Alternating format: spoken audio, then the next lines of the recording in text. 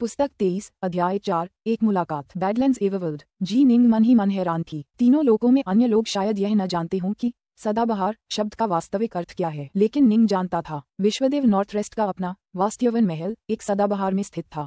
प्रत्येक सदाबहार एक ऐसी जगह थी जिसके लिए आदिम अराजकता के साधक पूरी तरह से उन्मत्त होकर लड़ने को तैयार रहते थे। जी निंग। लॉर्ड क्वी ने फिर हाथ हिलाया, जिससे लकड़ी के कमरे से एक और जैड पर्ची उड़कर बाहर आ गई। उन्होंने उसे सीधे निंग को थमा दिया। इसमें बाहरी दुनिया के बारे में हमारी सारी जानकारी है। निंग ने तुरंत इसे स्वीकार कर लिया और अपनी अंतरात्मा से इसे मिटा दिया। अरे बाप रे! निंग ने गहरी सांस ली। चीजें लगभग वैसी ही थीं जैसा उसने अनुमान लगाया था। वास्टहेवन पैलेस वास्टहेवन एवरवर्ल्ड के नियंत्रण में था, जबकि बैडलैंड्स कोर्ट बैडलैंड्स एवरवर्ल्ड के नियंत्रण में था। जेड स्लिप में विस्तृत जानकारी के आधार पर निंग मोटे तौर पर यह अनुमान लगाने में सक्षम था कि बैडलैंड्स एवरवर्ल्ड पर नियंत्रण रखने वाली यह शक्ति कितनी शक्तिशाली थी। मुझे उम्मीद नहीं थी कि यह वेस्टहेवन पैलेस जैसी ताकत होगी, निंग ने मन ही मन सोचा। इस विशाल क्षेत्र में कम से कम बैडलैंड्स एवरवर्ल्ड ब्रह्मांड का केंद्र है। हाँ, भविष्य में मुझे बैडलैंड्स एवरवर्ल्ड जरूर जाना होगा। मुझे विश्वास है कि बैडलैंड्स एवरवर्ल्ड के शक्तिशाली विशेषज्ञ, जैसे कि उसके विश्व देवता या कैओस इमॉर्टल्स, दूर दूर तक गए होंगे। उन्हें शायद पता होगा कि वेस्टहेवन पैलेस कहाँ है। नुवा एलायंस ने अब तक जिन बाहरी लोगों को मारा था, वे अधिकतम एल्डर गॉड या पैतृक अमर स्तर की शक्ति वाले थे। जो जितना अधिक शक्तिशाली होगा, उसे उतना ही अधिक ज्ञान होगा। शायद बैडलैंड्स एवरवर्ल्ड में कुछ लोग थे जो वास्टहेवन पैलेस के बारे में जानते थे। पढ़ना खत्म। लॉर्ड क्वी ने आह भरी। उस पर्ची में दी गई जानकारी के अनुसार बहुत संभव है कि इस क्षेत्र में कई विश्व देवता और अराजकता अमर हों। उनकी तुलना में हम तीनों लोकों में रहने वाले लोग सचमुच तुच्छ, पिछड़े हुए व्यक्ति हैं। निंग ने धीरे से सिर हिलाया। सामान्यतः हर 10 अराजकता लोगों से केवल एक विश्व देवता का जन्म होता था। ये काफी सामान्य बात थी। इस क्षेत्र के विशाल आकार से कोई भी कल्पना कर सकता था कि इसमें कितने अराजकता अमर और विश्व देवता रहते होंगे। फिर भी इस क्षेत्र के विशाल होने के कारण इसमें उड़ान भरने या टेलीपोर्ट करने का कोई रास्ता नहीं था। कुछ स्थानों तक पहुंचने के लिए स्पेस टाइम ट्रांसफर एरे का उपयोग करना पड़ता था। क्षेत्र कितना विशाल था और इसमें कितने खतरनाक क्षेत्र थे, इसके कारण विभिन्न विश्व देवता और अराजकता अमर सभी कई अलग अलग क्षेत्रों में बिखरे हुए थे, जिसके कारण पूरा क्षेत्र काफी अराजक हो गया था। इसकी तुलना में तीनों लोगों को स्वर्ग जैसा कुछ माना जा सकता है। गॉडफाइंड विदस्पाइक और सभी राक्षसों के स्वामी के लिए तीनों लोग केवल एक अराजकता की दुनिया थी जो किसी भी विश्व देवता या अराजकता अमर के क्षेत्र का हिस्सा नहीं थी। उनके लिए ये स्वर्ग से मन्ना के समान था। बेशक उन्हें इसे अपने कब्जे में लेने के लिए अपनी पूरी कोशिश करनी थी। एक विश्व हृदय की कीमत उनके जीवन की कीमत से कहीं ज्यादा थी। आदिकालीन अराजकता वास्तव में अंतहीन रूप से विशाल है। वास्टहेवन पैलेस इससे अलग दूर कोने में है, लेकिन यहाँ बैडलैंड्स कोर्ट का बोलबाला है। मुझे आश्चर्य है कि मुझे वास्टहेवन पैलेस पहुंचने में कितना समय लगेगा। निंग मन ही मन सोच रहा था। छोड़ो भी, अभी इसकी चिंता करने का कोई मतलब नहीं है। देखते हैं कि हम एंडवार जीत भी पाते हैं या नहीं, और मैं उसमें बच भी पाता हूँ या नहीं। वे सब लकड़ी के जहाज पर सवार होकर नुवा अमर लोक से रवाना हो गए। ऐसा करते हुए निंग मन ही मन सोचता रहा, ये जानकर कि उनके पक्ष में 2 बड़े देवता सुइरेन और गोंगगोंग हैं। निंग पहले तो बहुत उत्साहित हुआ था, लेकिन अब उसे थोड़ी चिंता होने लगी। नुवा गठबंधन इतना शक्तिशाली था, तो फिर सीमलेस गेट कितना शक्तिशाली था। आखिर सीमलेस गेट ने ही तो युद्ध भड़काया था। उन्होंने पुनर्जन्म के 6 मार्गों पर हमला बोल दिया था, जिससे तीनों लोगों में अराजकता फैल गई थी। क्या ऐसा करने का साहस करने के पीछे ये कारण हो सकता है कि उनके पास आत्मविश्वास महसूस करने का कोई कारण नहीं था? कोई बात नहीं, अगर सैनिक हमला करें तो जनरलों को उनसे निपटने दो। अगर बाढ़ आए तो उसे रोकने के लिए मिट्टी की प्राचीर बनाओ। निंग की आंखों में एक उग्रता झलक उठी। हम ये युद्ध हार नहीं सकते। अगर हम हार गए, भले ही मेरी बेटी और मेरे प्रियजन बच जाएं, उनका पीछा किया जाएगा, उन पर हमला किया जाएगा और उन्हें आदिम अराजकता में धकेल दिया जाएगा। अगर वे युद्ध हार गए तो सुभूति बचे हुए लोगों का नेतृत्व करके भाग जाएगा। हालांकि निंग अच्छी तरह जानता था कि आदिकालीन अराजकता कितनी खतरनाक थी। यहाँ तक कि बड़े देवता और अमर पितृ भी उसमें भटकते हुए आसानी से अपनी जान गंवा सकते थे। उसकी बेटी ब्राइट मून अभी भी बहुत कमजोर थी। उसके पास उसकी रक्षा करने का कोई उपाय नहीं था। हम हार नहीं सकते। ये 2 महान गठबंधनों के बीच युद्ध था, अस्तित्व की लड़ाई। अंत्युद्ध शुरू होने से पहले मुझे जल के स्वर्गीय दाव में महारत हासिल करनी होगी। निंग ने मन ही मन सोचा। जी निंग, अब तुम कहाँ जाओगी? सुभूति ने निंग की ओर देखा। वापस क्रिसेंट दुनिया में, या अभी मैं क्रिसेंट की दुनिया में वापस नहीं जाऊंगा। निंग ने सिर हिलाया। मैं 3 लोकों में थोड़ा घूमना चाहता हूँ। मैं दुनिया को और देखना चाहता हूँ, स्वर्ग और पृथ्वी को और देखना चाहता हूँ। मुझे उम्मीद है कि अंत्युद्ध शुरू होने से पहले मैं स्वर्गीय दाव में महारत हासिल कर लूंगा। ठीक है, सुभूति मुस्कुराया और सिर हिलाया। तलवारबाजी में आपकी प्रतिभा प्रभावशाली है, लेकिन अगर आप एक ज्येष्ठ देव या दैवीय पिता बनना चाहते हैं तो आपको पहले एक स्वर्गीय दैवीय गुरु बनना होगा। निंग ने सिर हिलाया, फिर फूंसी और सुभूति से अलग हो गया। निंग का असली शरीर 3 लोकों से होकर यात्रा करने लगा। कभी कभी वह नाव पर बैठकर नदी के पानी को अपने पास से बहते हुए देखता रहता था। कभी कभी वह किसी पहाड़ की चोटी पर खड़ा होकर सिर उठाकर आसमान में छाए काले तूफानी बादलों को देखता रहता, मानो उसे बारिश आने का पूर्वाभास हो। कभी कभी वह एक प्राचीन मठ में आराम करते थे तथा बाहरी दुनिया पर बारिश के तूफान को देखते रहते थे। कभी कभी वह बादलों के ऊपर मंडराता और समुद्र में लहरों को घूमते फिरते देखता। पानी, ये कभी कभी कोमल हो सकता है जैसे माँ का दुलार। पानी, ये बर्फ जितना ठंडा हो सकता है जो आपको हड्डियों तक ठंडा कर सकता है। जल, यह अत्यंत विनाशकारी हो सकता है, स्वर्ग और पृथ्वी को तहस नहस करने में सक्षम। पानी, यह आनंदित हो सकता है, नाच सकता है और आसमान में तैर सकता है। प्राइमल ट्विन हेवनगेजर टॉवर के भीतर रहा, लगातार दाव पर ध्यान केंद्रित करता रहा। असली शरीर तीनों लोकों में यात्रा करता रहा और पानी को उसके सभी रूपों में देखता रहा। धुंध, लहरें, ग्लेशियर, ये सब पानी थे। एक सफेद वस्त्रधारी युवक नदी के किनारे आराम कर रहा था। उसके हाथ में मछली पकड़ने वाली छड़ी थी। जैसे ही उसने छड़ी को खींचा, उसके चेहरे पर अचानक एक हल्की सी मुस्कान आ गई। प्लॉप, पानी की सतह से एक बड़ी मछली उड़कर नदी के किनारे उसके पास आकर बैठ गई। सफेद वस्त्रधारी युवक ने तुरंत मछली को पकड़ लिया और उसे अपने पास रखी मछली की बाल्टी में फेंक दिया। बाल्टी में पहले से ही 6 मछलियां थीं। कुछ मछली का स्टू अच्छा रहेगा। सफेद वस्त्र पहने युवक ने अपने कांटे में फिर से चारा डाला और उसे वापस नदी के पानी में फेंक दिया। एक साधारण मनुष्य की तरह मछली पकड़ते, तैरते और नाव चलाते हुए निंग पानी के एक अलग पहलू को जानने में सक्षम हुआ। साधारण मनुष्यों के लिए पानी जीवन के लिए आवश्यक था, हालांकि ये बड़े खतरों से भी भरा था। एक साधारण मनुष्य का जीवन जीने और पानी को उनके अनुभव के अनुसार अनुभव करने से निंग को और भी कई अंतर्दृष्टियां प्राप्त हुईं और इसलिए निंग ने कुछ समय के लिए एक साधारण मनुष्य की तरह जीवन जीने का फैसला किया। छप छप, दूर से एक नाव नदी के उस पार से धीरे धीरे पार हो रही थी। ये नदी बहुत चौड़ी थी, इतनी चौड़ी कि हवा न होने पर भी बड़ी बड़ी लहरें उठ रही थीं। आज हल्की हवा चल रही थी और इससे नदी की लहरें और भी ऊंची होती जा रही थीं, जिससे नाव जोर जोर से हिलने लगी।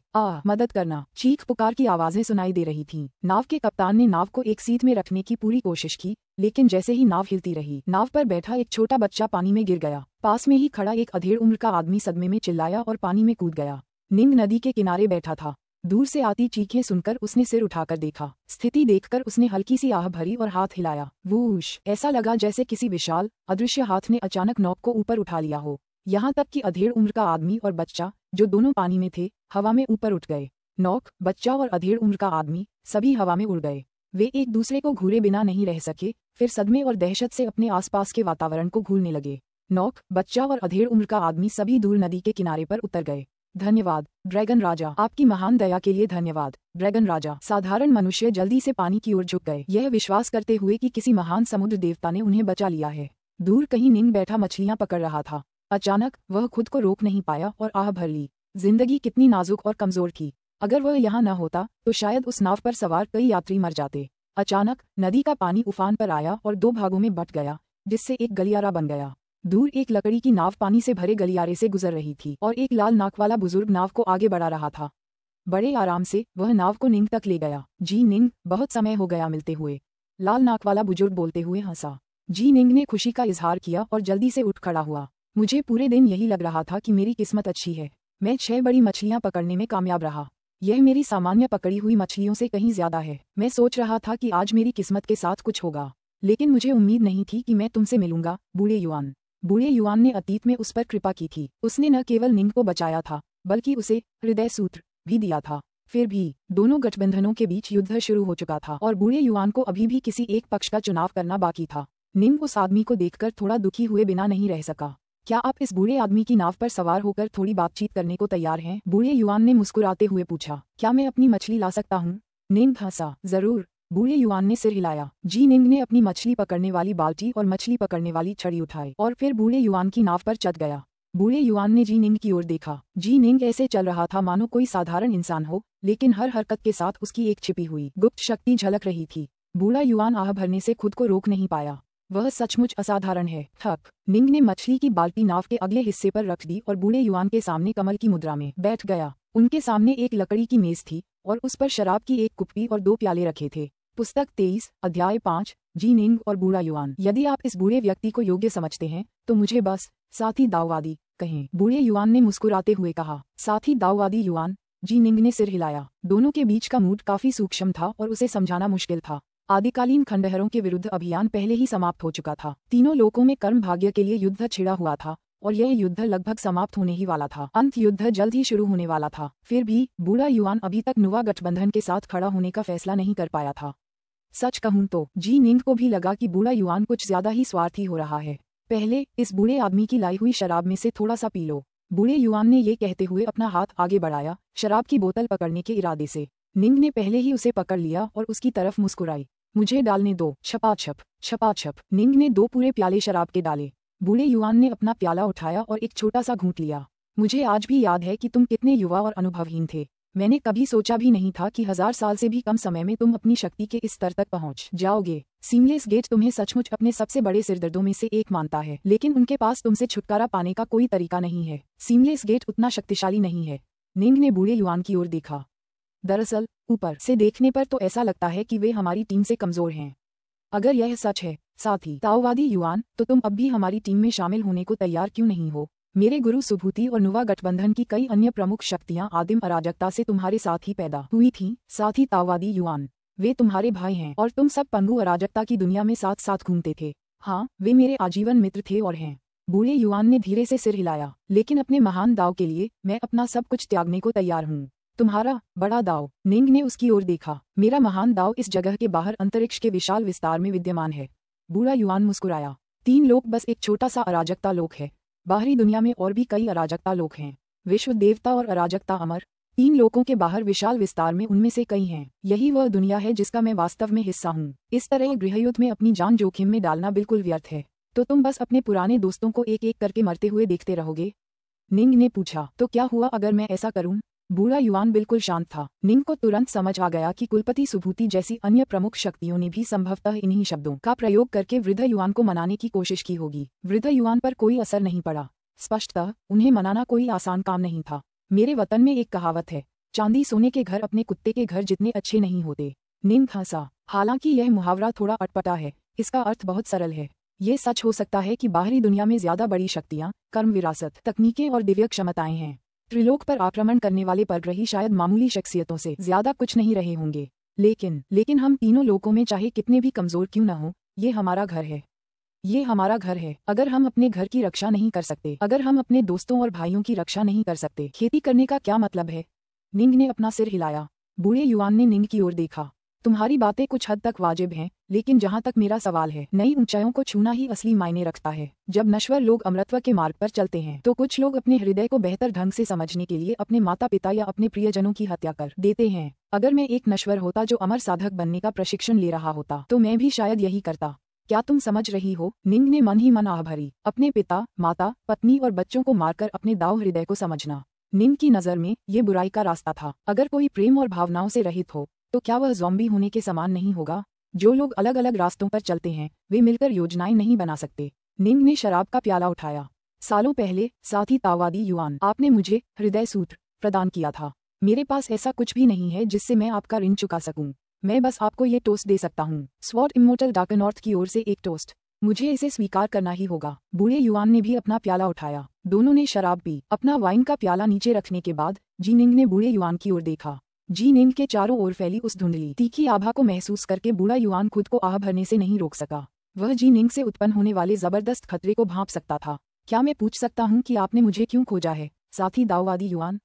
निंग ने पूछा। क्या कोई वजह होगी? क्या हम थोड़ी शराब पीकर पुराने दिनों की बातें नहीं कर सकते? बूढ़ा युवान हंसा। पुराने दिनों की बातें? खैर, हमने शराब पी ली और बातें कर लीं। मुझे वापस जाकर मछली का सूप बनाना है। निंग बोलते बोलते उठ खड़ा हुआ और मछली पकड़ने वाली बाल्टी और नाव के पतवार पर रखी छड़ी की ओर बढ़ा। मुझे वास्तव में आपसे कुछ बात करनी है, बूढ़े युवान ने कहा। निंग रुक गया और मुड़ने ही वाला था, लेकिन अचानक शक्ति की एक अजीब अथाह लहर ने तुरंत निंग के शरीर पर आक्रमण किया, जो एक विशाल लहर के रूप में उसकी आत्मा की ओर बढ़ी। Heart force. निंग तुरंत समझ गया। उसके अपने हृदय बल के पास आक्रमणकारी हृदय बल की उस प्रचंड लहर से बचाव करने का कोई तरीका नहीं था। वे पूरी तरह से अलग अलग स्तरों पर थे। 5वां चरण हृदय बल। बूढ़ा युवान हृदय बल के 5वें चरण तक पहुंच गया है। उसने अभी अभी मुझ पर एक गुप्त हमला किया है। निंग को गहरा सदमा लगा।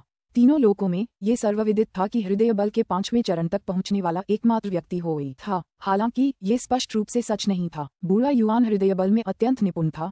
उसने निंग को जो हृदय सूत्र प्रदान किया था, उसने निंग को उसके इस क्षेत्र में अद्भुत कौशल का पूर्ण विश्वास दिला दिया था। हालांकि आज ही उसे एहसास हुआ कि बूढ़ा युवान वास्तव में हृदय बल के 5वें चरण तक पहुंच गया था। बूढ़े युवान की हृदय शक्ति निंग के शरीर में भर गई। निंग की अपनी हृदय शक्ति इसके विरुद्ध बिल्कुल भी बचाव नहीं कर सकी, जिसके परिणामस्वरूप आक्रमणकारी हृदय शक्ति सीधे निंग की आत्मा की ओर बढ़ गई। हार्टफोर्स सोल लॉक। निंग पूरे समय इस गुप्त कला को बनाए रखता था। हार्टफोर्स सोल लॉक एक प्रकार की रक्षात्मक तकनीक थी जो व्यक्ति की आत्मा और हार्टफोर्स को एक साथ जोड़ती थी। ये बेहद जटिल जंजीरों की एक श्रृंखला की तरह थी जो उन्हें एक साथ जकड़ लेती थी, जिससे बाहरी ताकतों के लिए उन्हें तोड़ना मुश्किल हो जाता था। आदिकालीन अराजकता से गुजरते हुए अक्सर प्राकृतिक भ्रम और दुष्ट मंत्रों का सामना करना पड़ता था जो आत्मा पर लक्षित होते थे। आत्मा की रक्षा करने वाली एक गुप्त कला का होना अत्यंत महत्वपूर्ण था। इस प्रकार विश्व देवता नॉर्थरेस्ट ने निंग को हृदय बल आत्मा लॉक तकनीक प्रदान की थी। निंग की आत्मा को उसके अर्धचरणीय ज्येष्ठ देव शरीर द्वारा पोषित किया गया, जिसके परिणामस्वरूप वह अत्यधिक शक्तिशाली हो गई। अब जबकि उसकी आत्मा उसके चौथे चरण के हृदय बल के साथ जटिल इंतरसंबंधित श्रृंखलाओं की एक श्रृंखला में जुड़ गई थी, वह अविश्वसनीय रूप से टिकाऊ और लगभग अभेद्य थी। धमाका। बूढ़े युआन की पांचवीं अवस्था की हृदय शक्ति की वीरतापूर्ण शक्ति हृदय शक्ति की आत्मा लॉक तकनीक से हिंसक रूप से टकरा गई। निंग के शरीर के बाहर आसपास का स्थान अचानक थम सा गया था। नदी का पानी शांत हो गया था। जरा सी भी लहर या लहर दिखाई नहीं दे रही थी, मानो सब कुछ जम गया हो। यहाँ तक कि नाव के आगे रखी मछली की बाल्टी में रखी मछलियां भी जम गई थीं। Boom boom boom boom boom boom boom. लकड़ी की नाव अचानक उड़ गई। लकड़ी की बाल्टी भी उड़ गई और बाल्टी के अंदर की मछलियां पूरी तरह धूल में मिल गईं।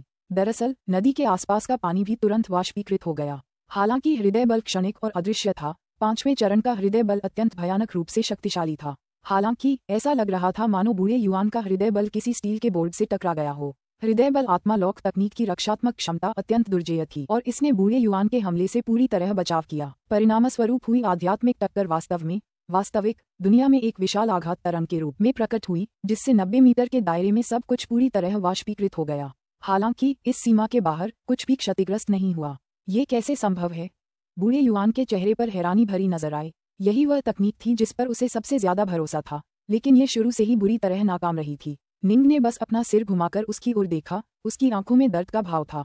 साथ ही दाववादी युआन, आपने सचमुच मुझे निराश किया है। उसकी आवाज बूढ़े युआन के कानों में गूंज उठी। वाह! तलवार की रोशनी की एक चमकदार लकीर अचानक उतरी। निंग ने जरा भी संकोच नहीं किया, तुरंत तलवार निकाली और वायलेट ज्वेल से वार किया और अपनी सबसे रहस्यमयी मुद्रा का इस्तेमाल किया। छायाहीन जाओ। बूढ़े युआन के हाथ में घोड़े की पूंछ जैसा एक झाड़ू आया। उसने उसे बाहर की ओर झटका, जिससे अनगिनत बालों की लंटें तलवार की रोशनी के चारों ओर घूम गईं और उसे रोक लिया, जबकि वह जल्दी से पीछे हट गया। तुमने अपनी असली ताकत बहुत अच्छी तरह छुपाई है। जैसे ही उन्होंने एक दूसरे पर वार किए, निंग को पता चला कि बूढ़े युआन में निश्चित रूप से एक अधिपति वर्ग की शक्ति थी। सभी का मानना था कि वह केवल अधिपति स्तर के करीब है, लेकिन ये बात बहुत पहले ही स्थापित हो चुकी थी। निंग पर अपने हमले में बूढ़े युआन ने पहले अपनी पांचवीं अवस्था की हृदय शक्ति का प्रदर्शन किया, फिर अपनी घोड़े की पूंछ की मूंछ से निंग की तलवार की रोशनी को रोकने में कामयाब रहा। हालांकि इस तरह का एक नर्म हथियार निंग के भयंकर तलवार हमलों का स्वाभाविक प्रतिकार था, फिर भी बूढ़े युआन ने निर्विवाद रूप से खुद को एक अधिपति श्रेणी का व्यक्ति साबित कर दिया था। फुस!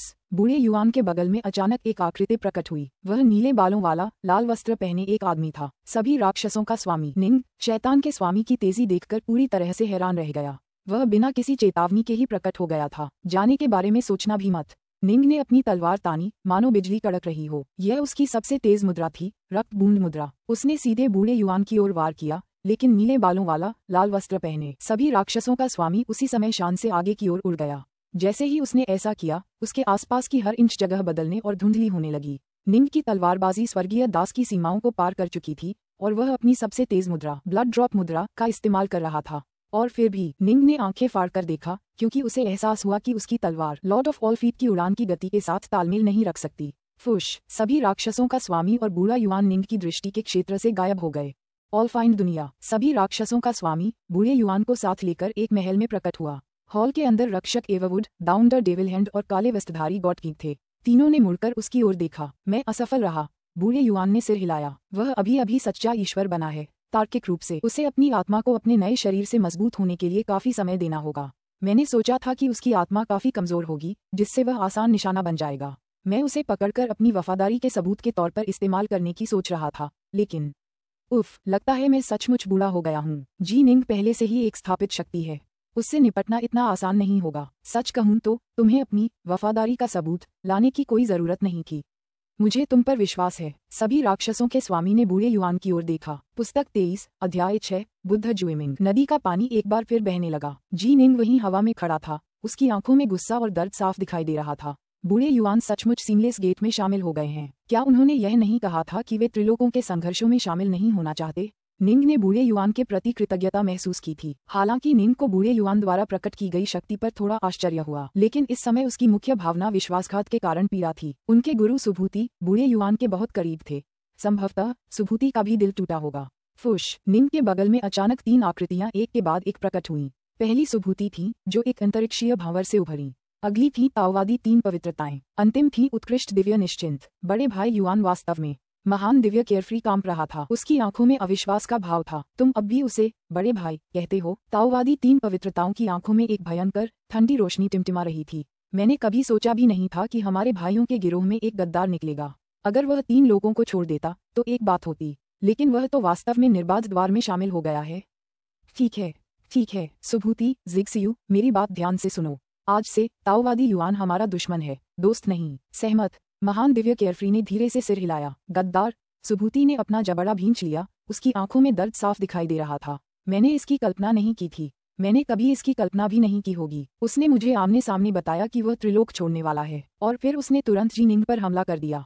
नीच, गद्दार नीच। ताओवादी 3 पवित्रताएं सुभूति की ओर देखने लगीं। सुभूति और बूढ़ा युआन शुरू से ही एक दूसरे के बेहद करीब थे। वे सच्चे भाइयों जैसे थे। ताओवादी युआन के विश्वासघात ने नुवा गठबंधन में किसी और से ज्यादा शायद सुभूति को ही चोट पहुंचाई होगी। हर झुंड में कुछ काली भेड़ें तो होती ही हैं। ताओवादी 3 पवित्रताओं ने आह भरी। सुभूति, उसके लिए ज्यादा शोक मत करो। शोक? नहीं, मैं शोक नहीं करूंगा। सुभूति ठंडी हंसी।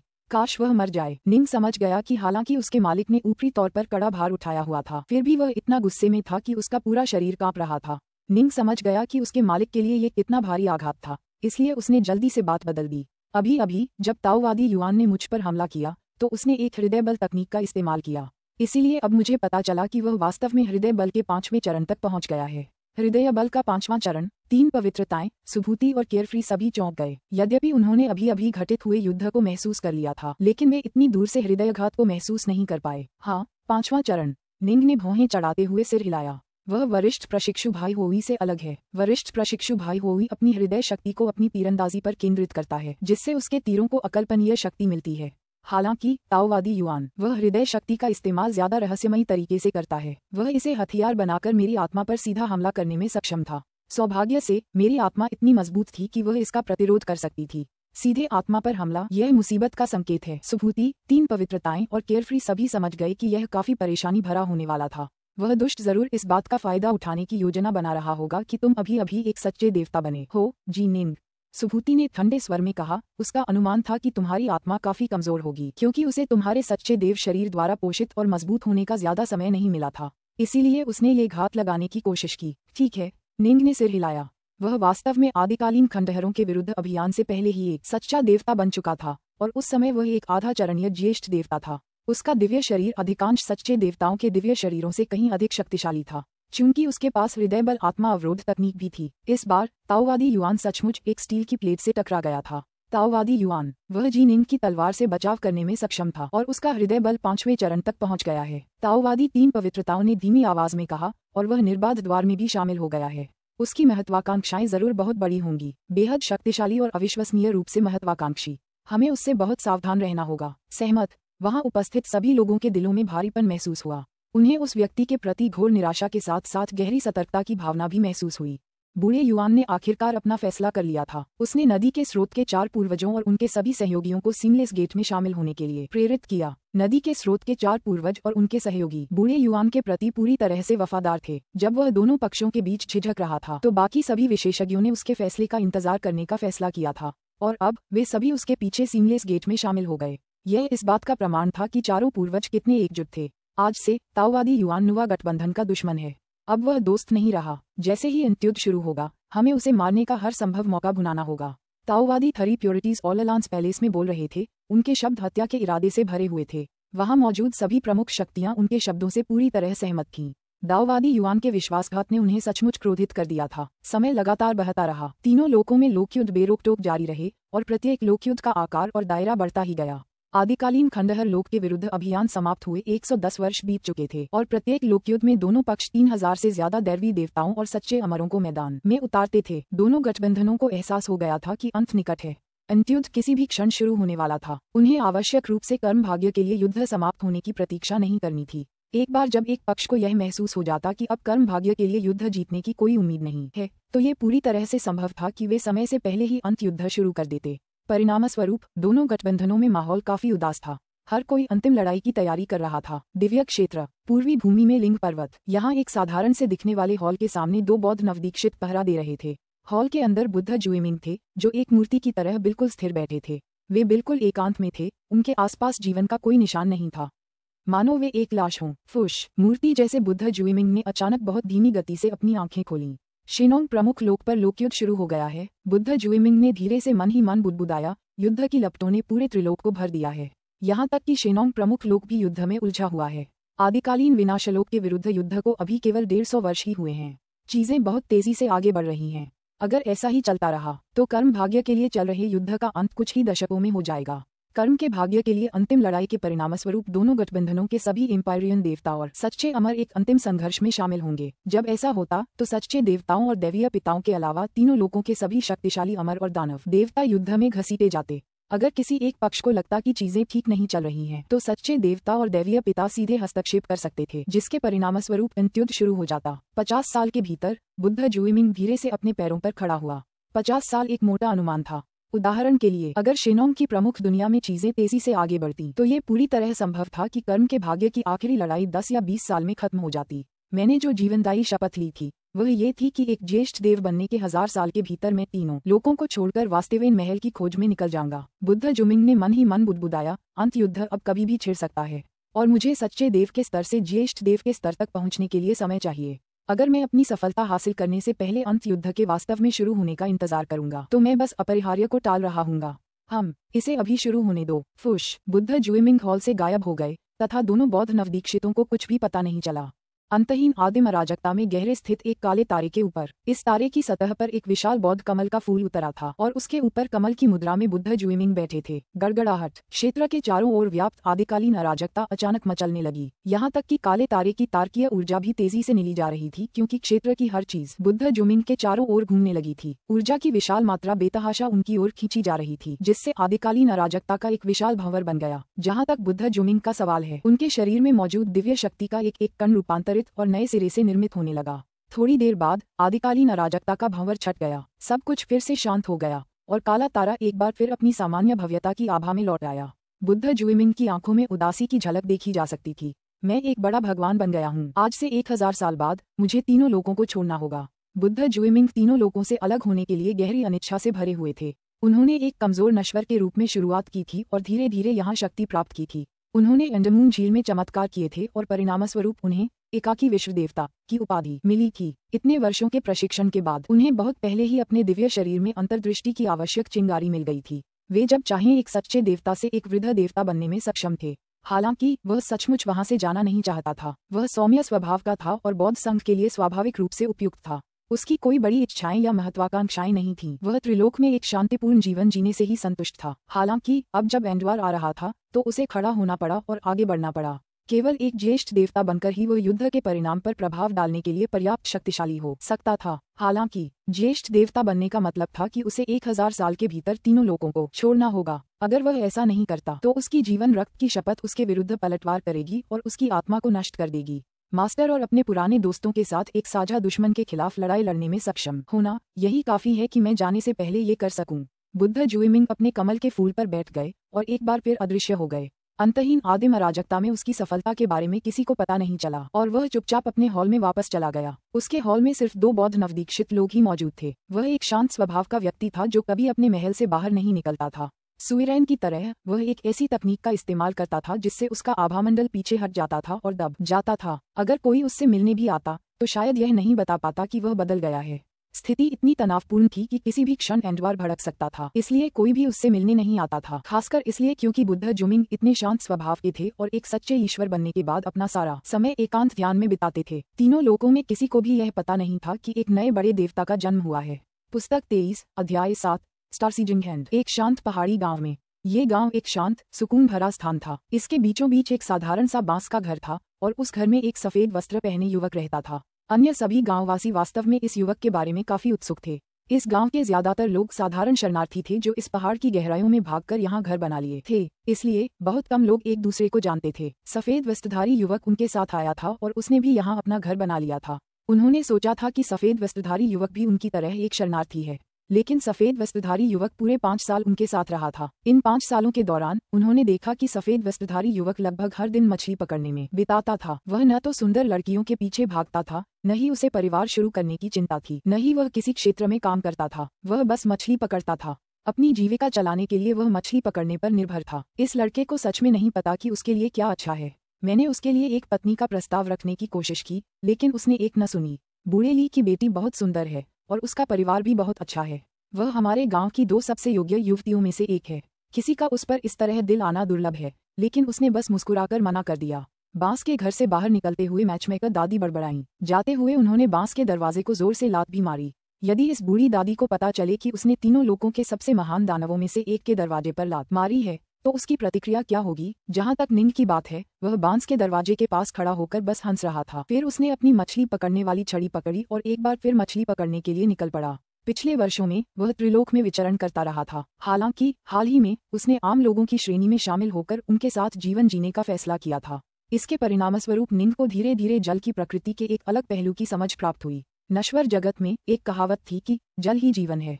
जल नाव को ऊपर उठा सकता है, लेकिन उसे पलट भी सकता है। नींद को जल के विशाल स्वर्गीय दाव से संबंधित एक गहन सत्य का अस्पष्ट आभास हो रहा था। अरे, जैसे ही नींद ने मछली पकड़ने वाली छड़ी उठाई, वह रुक गया। मैंने अंततः अपनी दिव्य क्षमता को पुनः प्राप्त कर लिया है। निंग ने प्रसन्नता का भाव प्रकट किया। चलो एक नजर मारें। फुश। निंग आसमान में उड़ गया और देखते ही देखते क्षितिज में विलीन हो गया। हालांकि कोई भी गांव वाला यह नहीं देख पाया। उन्होंने सिर्फ सफेद वस्त्र पहने उस युवक को अपनी मछली पकड़ने वाली छड़ी उठाते और मछली पकड़ने के लिए निकलते देखा। उन्हें जरा भी अंदाजा नहीं था कि बस एक अवतार ही पीछे छूट गया है।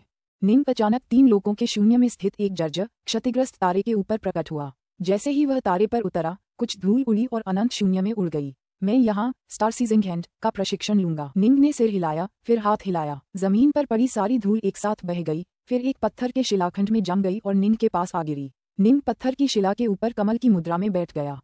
हाथ हिलाते हुए उसने एक लौकी निकाली। ये लौकी पंचतत्वों के सार से भरी हुई थी। वह सार जो उसने अपने पंचतत्वों के कड़ाई के माध्यम से कारागार जगत में शुद्ध यांत खजानों और प्रोटोकॉस्मिक आत्मा खजानों को तोड़कर प्राप्त किया था। निंग को स्टार सीजिंग हैंड को छठे चक्र तक प्रशिक्षित करने के लिए पंचतत्वों के सार का उपयोग करने की आवश्यकता थी। स्टार सीजिंग हैंड के छठे चक्र में प्रशिक्षण लेना अविश्वसनीय रूप से कठिन था। दाववादी थरीलाइव्स भाग्यशाली थे कि उन्हें सुनहरे स्टारस्टोन का एक टुकड़ा मिला, जिसमें कुछ दिव्य रून समाहित थे। लंबे समय तक उसका विश्लेषण करने के बाद उन्होंने उस सुनहरे स्टारस्टोन के साथ साथ कई अन्य पूरक सामग्रियों का उपयोग करके स्टार सीजिंग हैंड के छठे चक्र में महारत हासिल की। दाववादी थरीलाइव्स के अलावा सुनहरा स्टारस्टोन पाने वाला एकमात्र व्यक्ति दाववादी थरी प्योरिटीज था। हालांकि दाववादी 3 शुद्धताओं ने उस टुकड़े का उपयोग अपने अमरवध तलवारों के एक घटक के रूप में किया था। अमरवध करने वाली तलवारें 9 अराजकता मोहरों के बारे में उनकी अंतर्दृष्टि पर आधारित थीं। इनके निर्माण में अनगिनत कीमती सामग्रियों का इस्तेमाल किया गया था और 4 अराजकता स्तरीय तलवारें एक ही हथियार की तरह थीं, जिन्हें एक साथ जोड़कर बेहद भयानक तबाही मचाई जा सकती थी। सुनहरा तारा पत्थर, ये स्टार हार्ट वस्तु होनी चाहिए थी जिसका उल्लेख विश्व देवता नॉर्थवेस्ट के अभिलेखों में है। ये बहुत प्रभावशाली है कि तीनों लोकों के निवासियों ने ऐसी 2 वस्तुएं ढूंढने में कामयाबी हासिल की। निंग ने अपना सिर हिलाया। सुनहरे तारा पत्थर के बिना वह तारों को पकड़ने वाले हाथ के छठे चक्र में महारत हासिल नहीं कर सकता था। इसलिए निंग ने इस तकनीक पर शोध और विश्लेषण पर ध्यान केंद्रित करना शुरू कर दिया था।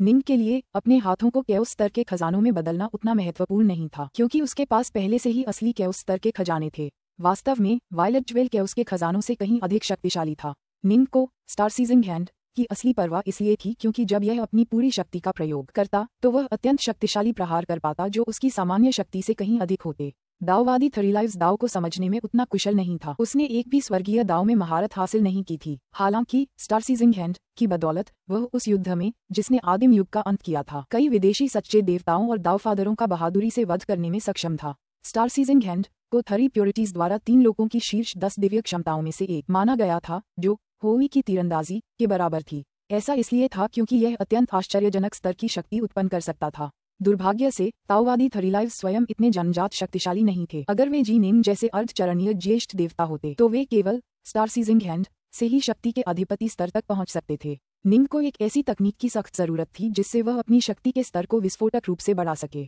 हालांकि उसके पास 9 तत्वों का विनाश था, फिर भी उसे इससे अपनी एक शक्तिशाली दिव्य क्षमता विकसित करने में काफी समय लगना था। विश्वदेव नॉर्थरेस्ट के पास स्वाभाविक रूप से ऐसी अद्भुत तकनीकें थीं जिनसे शक्ति में जबरदस्त वृद्धि होती थी, लेकिन वे सभी वास्तिवन महल से आई थीं और बाहरी लोगों को नहीं सिखाई जा सकती थीं। अपने कई वर्षों के साहसिक कार्यों के दौरान उन्होंने कुछ ऐसी ही तकनीकें सीखी थीं, लेकिन अफसोस कि वे सभी काफी औसत दर्जे की थीं। हालांकि उन्होंने उन्हें नींद को दे दिया था, लेकिन उनमें से कोई भी स्टार सीजिंग हैंड के छठे चक्र की बराबरी नहीं कर सका। स्टार सीजिंग हैंड का छठा चक्र दाऊवादी थरीलाइव्स द्वारा विकसित किया गया था जब उन्होंने सुनहरे स्टारस्टोन के एक टुकड़े पर ध्यान लगाया था। हालांकि जिस तरह से उसने अपनी दिव्य शक्ति को प्रस्फुटित किया वह अत्यधिक हिंसक था।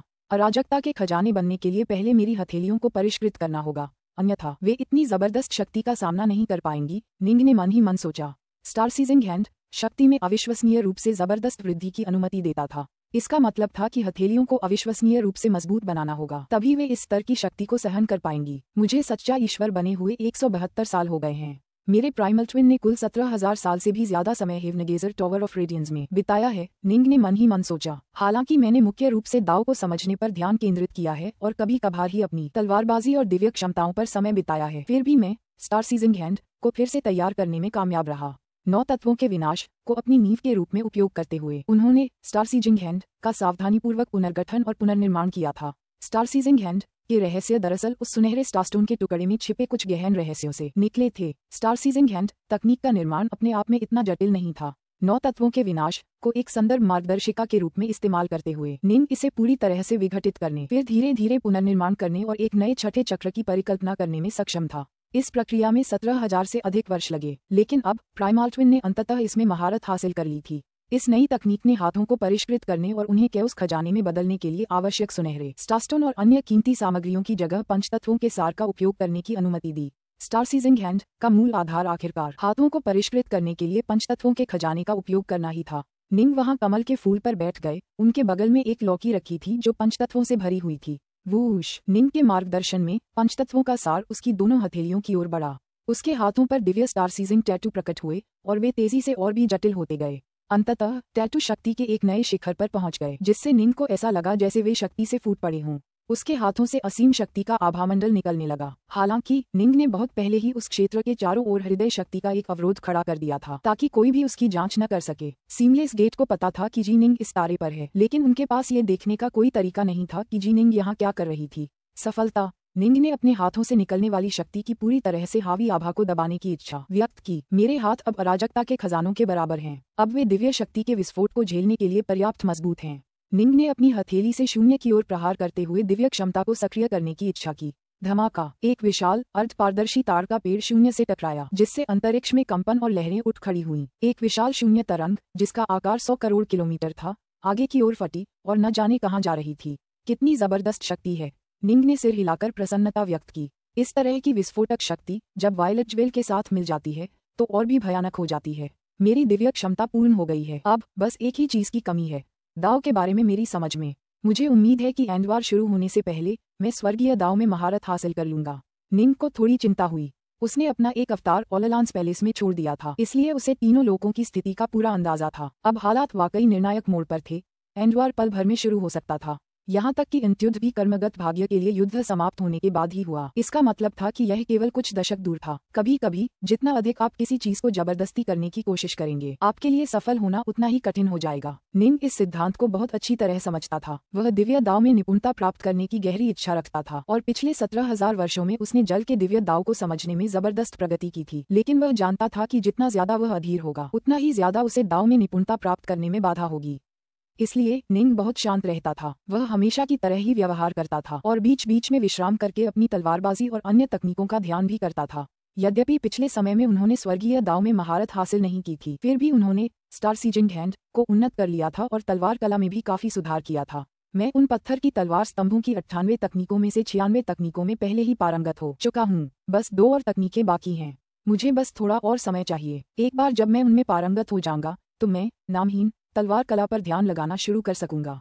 हेवनगेजर टॉवर के भीतर काले वस्त्र पहने निंग अपने सामने रखे 2 आखिरी पत्थर के स्तंभों को घूर रहा था। पुस्तक 23 अध्याय 8 नामहीन तलवार कला हृदय तलवार रोक। काले वस्त्र पहने जी निंग ने अपनी उंगली आगे बढ़ाई। अचानक एक इंद्रधनुषी तलवार प्रकट हुई, जिसका इस्तेमाल उसने तलवारबाजी में करना शुरू कर दिया। हुश हुश! हुश, उसकी तलवारों की परछाइयां हवा में तैर रही थीं, मानो सपनों जैसी भ्रामक।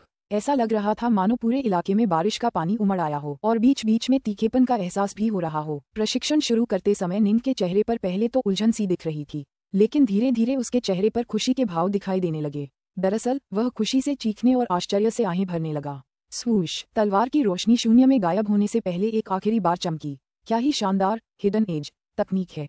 निंग अपनी आंखों में उत्साह छिपाए बिना रुक गया। विश्व देवता नॉर्ट्रेस्ट ने सचमुच मुझे मेरे मार्ग पर आगे बढ़ाने के लिए पूरी कोशिश की। इन 98 पत्थरों में से प्रत्येक ने मुझे तलवार के बारे में और अधिक जानकारी हासिल करने के लिए कदम दर कदम आगे बढ़ाया है।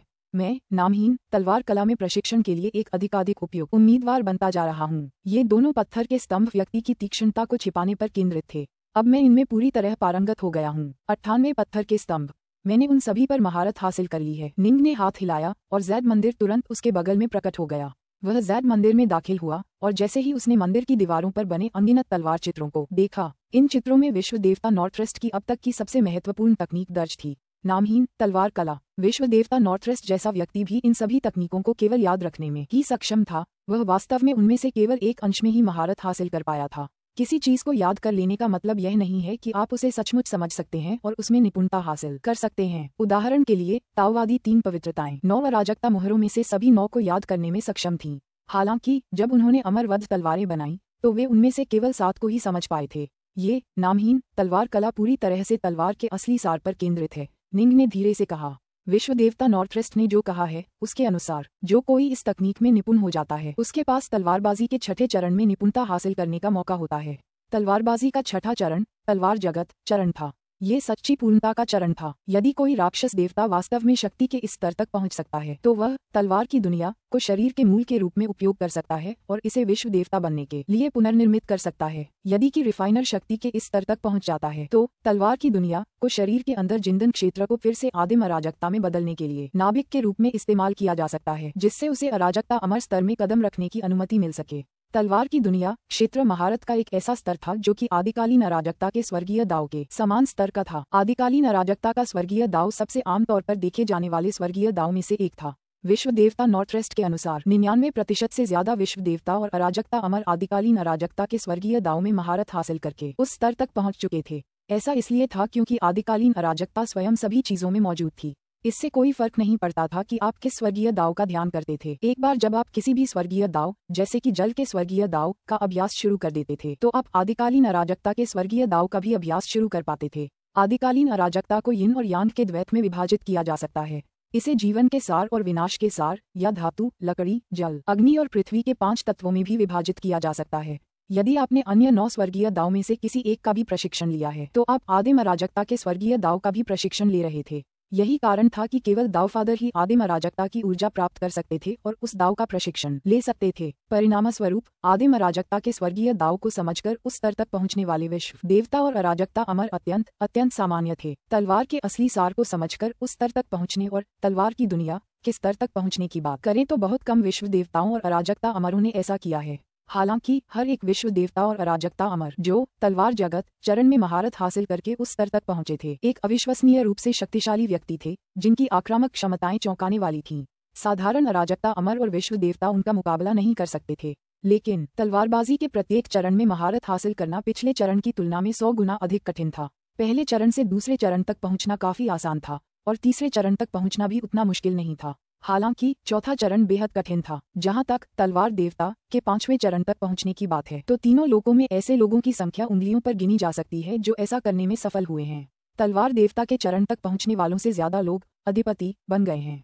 जहां तक तलवार जगत के 6ठे चरण तक आगे बढ़ने की बात है, ये और भी अधिक कठिन होगा, केवल विश्व देवता या अराजकता अमर बनने से भी कहीं अधिक। नामहीन तलवार कला हालांकि एक ऐसी तकनीक है जो मुझे सीधे तलवार के सार तक ले जाती है, एक अद्वितीय तलवार कला जो उपयोगकर्ता को तलवार की दुनिया के स्तर तक पहुंचने की अनुमति दे सकती है। निंग ने जैद मंदिर की दीवारों पर दर्ज तलवार मुद्राओं को देखा। उनके पहले दर्ज नामहीन तलवार कला में कुल 7 मुद्राएं थीं। ये जाहिर है असली तकनीक का एक हिस्सा भर था। यह इतना अधूरा था कि खुद विश्वदेव नॉर्ट्रेस्ट को भी इस तलवार कला का असली नाम नहीं पता था।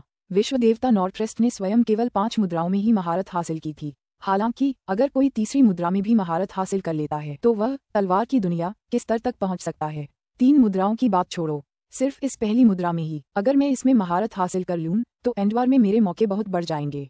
निंग ने मंदिर की दीवारों को घूरा। अगर निंग सिर्फ पहली मुद्रा में भी महारत हासिल कर लेता तो शुद्ध तलवारबाजी की दृष्टि से उसके लिए ऐसा कोई भी योद्धा ढूंढना लगभग नामुमकिन होता जो विश्व देवता या अराजकता अमर न हो। 10,000 में से एक से भी कम ज्येष्ठ देवता और पैतृक अमर तलवारबाजी में उसके बराबर का कौशल रखते। काले वस्त्र पहने निंग ने जैड मंदिर का ध्यानपूर्वक निरीक्षण किया तथा प्रथम मुद्रा पर ध्यान लगाया। वे 98 पत्थर की तलवारें उसे प्रथम मुद्रा के प्रशिक्षण के लिए एक अच्छा उम्मीदवार बनाने के उद्देश्य से बनाई गई थीं।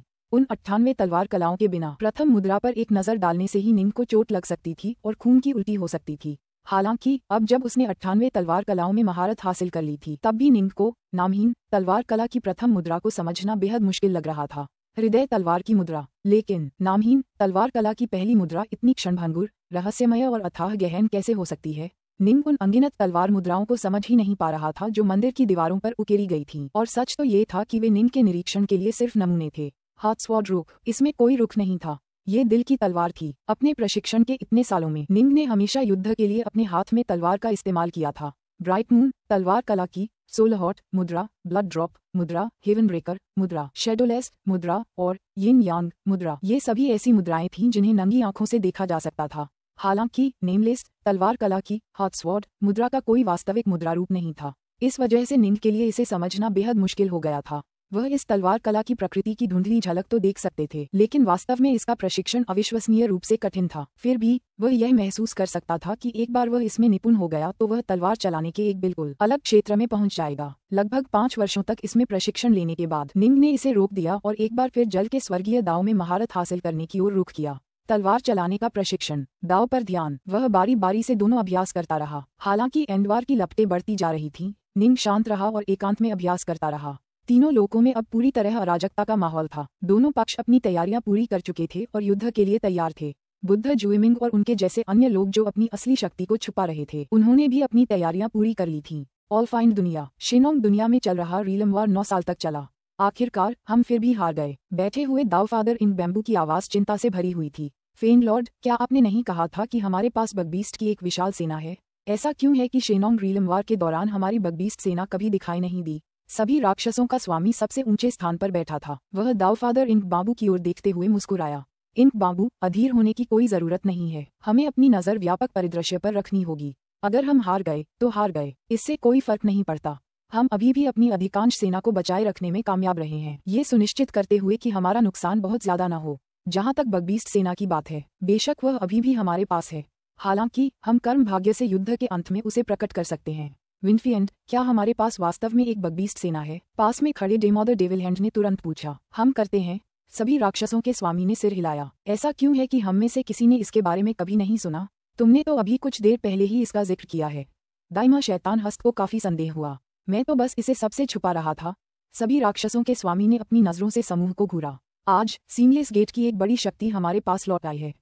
बस थोड़ी देर रुको, फिर तुम समझ जाओगे। एक बड़ी शक्ति वापस आ गई है। वहां उपस्थित सभी लोग हैरान थे। क्या हमारी सभी प्रमुख शक्तियां पहले से ही यहाँ त्रिलोक में नहीं हैं?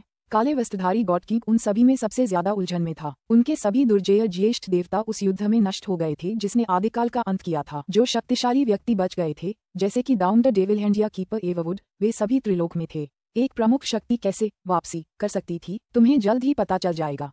सभी राक्षसों के स्वामी के चेहरे पर मुस्कान थी। हालांकि वे शेनोंग क्षेत्र युद्ध में हार चुके थे, फिर भी उनका मूड काफी अच्छा था। उपस्थित अन्य 10 से अधिक प्रमुख शक्तियों के पास प्रतीक्षा करने के अलावा कोई विकल्प नहीं था। लगभग 1 घंटे बाद एक व्यक्ति अचानक महल के सामने प्रकट हुआ और फिर महल के अंदर कदम रखा। यह व्यक्ति आधा गंजा था और उसकी आंखें स्वाभाविक रूप से और हमेशा द्वेष और क्रूरता से भरी हुई लग रही थीं। अंदर आते ही वह तुरंत और उत्साह से आदरपूर्वक घुटनों के बल बैठ गया। गुरुजी, आपका शिष्य आपको नमस्कार करता है। इसकी कोई जरूरत नहीं है। सभी राक्षसों के स्वामी ने अपना हाथ बढ़ाया, दिव्य शक्ति का एक प्रवाह भेजा और उस आदमी के घुटने को ऊपर की ओर दबाया, जिससे वह उठ खड़ा हुआ। शिष्य, इतने सालों से तुम्हें अकेले ही कड़ी मेहनत करनी पड़ी है। गुरु को ही तुम्हारा आभार व्यक्त करना चाहिए। इसके अलावा अब तुम स्वयं एक वृद्ध देवता के समान शक्तिशाली हो।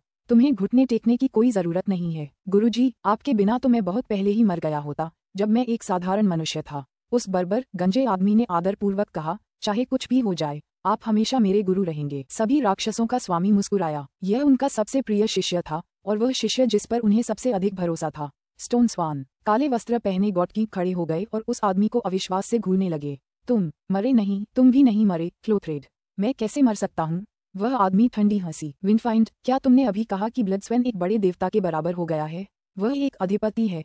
देवदेवी शैतान हस्तचकित रह गई। सभी राक्षसों के स्वामी ने सिर हिलाया। हाँ हा हा हा। रक्षक एववुड हंसने लगा। जब तुमने हम सबको बचाया था विनफिएंड, तो तुम लंबे समय तक अंतहीन आदिकालीन अराजकता से अकेले ही गुजरे थे और हमें तभी मुक्त किया जब तुम तीनों लोकों में वापस लौटे। तुमने हमें बताया था कि तुम्हारे शिष्य दावफादर ब्लड्सवेन आदिकालीन अराजकता में मर गए थे, तो ये सरासर झूठ था जो तुमने हमसे कहा था। पुस्तक 23 अध्याय 9 अमर आरोहण। जब मैं तीनों लोकों से भागा, सभी राक्षसों के स्वामी ने आह भरते हुए कहा, मैंने खुद को विशाल आदिम अराजकता में खोया हुआ पाया। मुझे नहीं पता था कि मुझे कहाँ जाना है, इसलिए मैंने बेतरतीब ढंग से एक दिशा चुनी और चलना शुरू कर दिया। उस समय सभी राक्षसों के स्वामी के पास कोई विस्तृत तारा मानचित्र नहीं था। उन्हें इस बात का कोई अंदाजा नहीं था कि एक स्थानिक भंवर सुरंग मौजूद थी जो 3 लोकों से बाहर निकलती थी। अंतहीन आदिम अराजकता अनगिनत खतरों से भरी हुई है। मैं बहुत भाग्यशाली था कि मैं जिंदा रहने में कुशल था और मैं काफी सावधान भी था। यही एकमात्र कारण है कि मैं इतने लंबे समय तक जीवित रह सका, वरना मैं वहां बहुत पहले ही मर गया होता। जैसे ही सभी राक्षसों का स्वामी बोल रहा था, अन्य सभी प्रमुख शक्तियां उसकी बात सुन रही थीं। अतीत में वह आदिकालीन अराजकता में भटकते हुए अपने अनुभवों से संबंधित कुछ भी बताने को तैयार नहीं था। बाद में मैं भाग्यशाली रहा कि मुझे एक ऐसी संपत्ति मिली जो किसी प्राचीन शक्तिशाली व्यक्ति द्वारा छोड़ी गई होनी चाहिए थी। सभी राक्षसों के स्वामी ने आगे कहा, मैंने वहां एक पूरी बड़ी दुनिया भी खोज निकाली।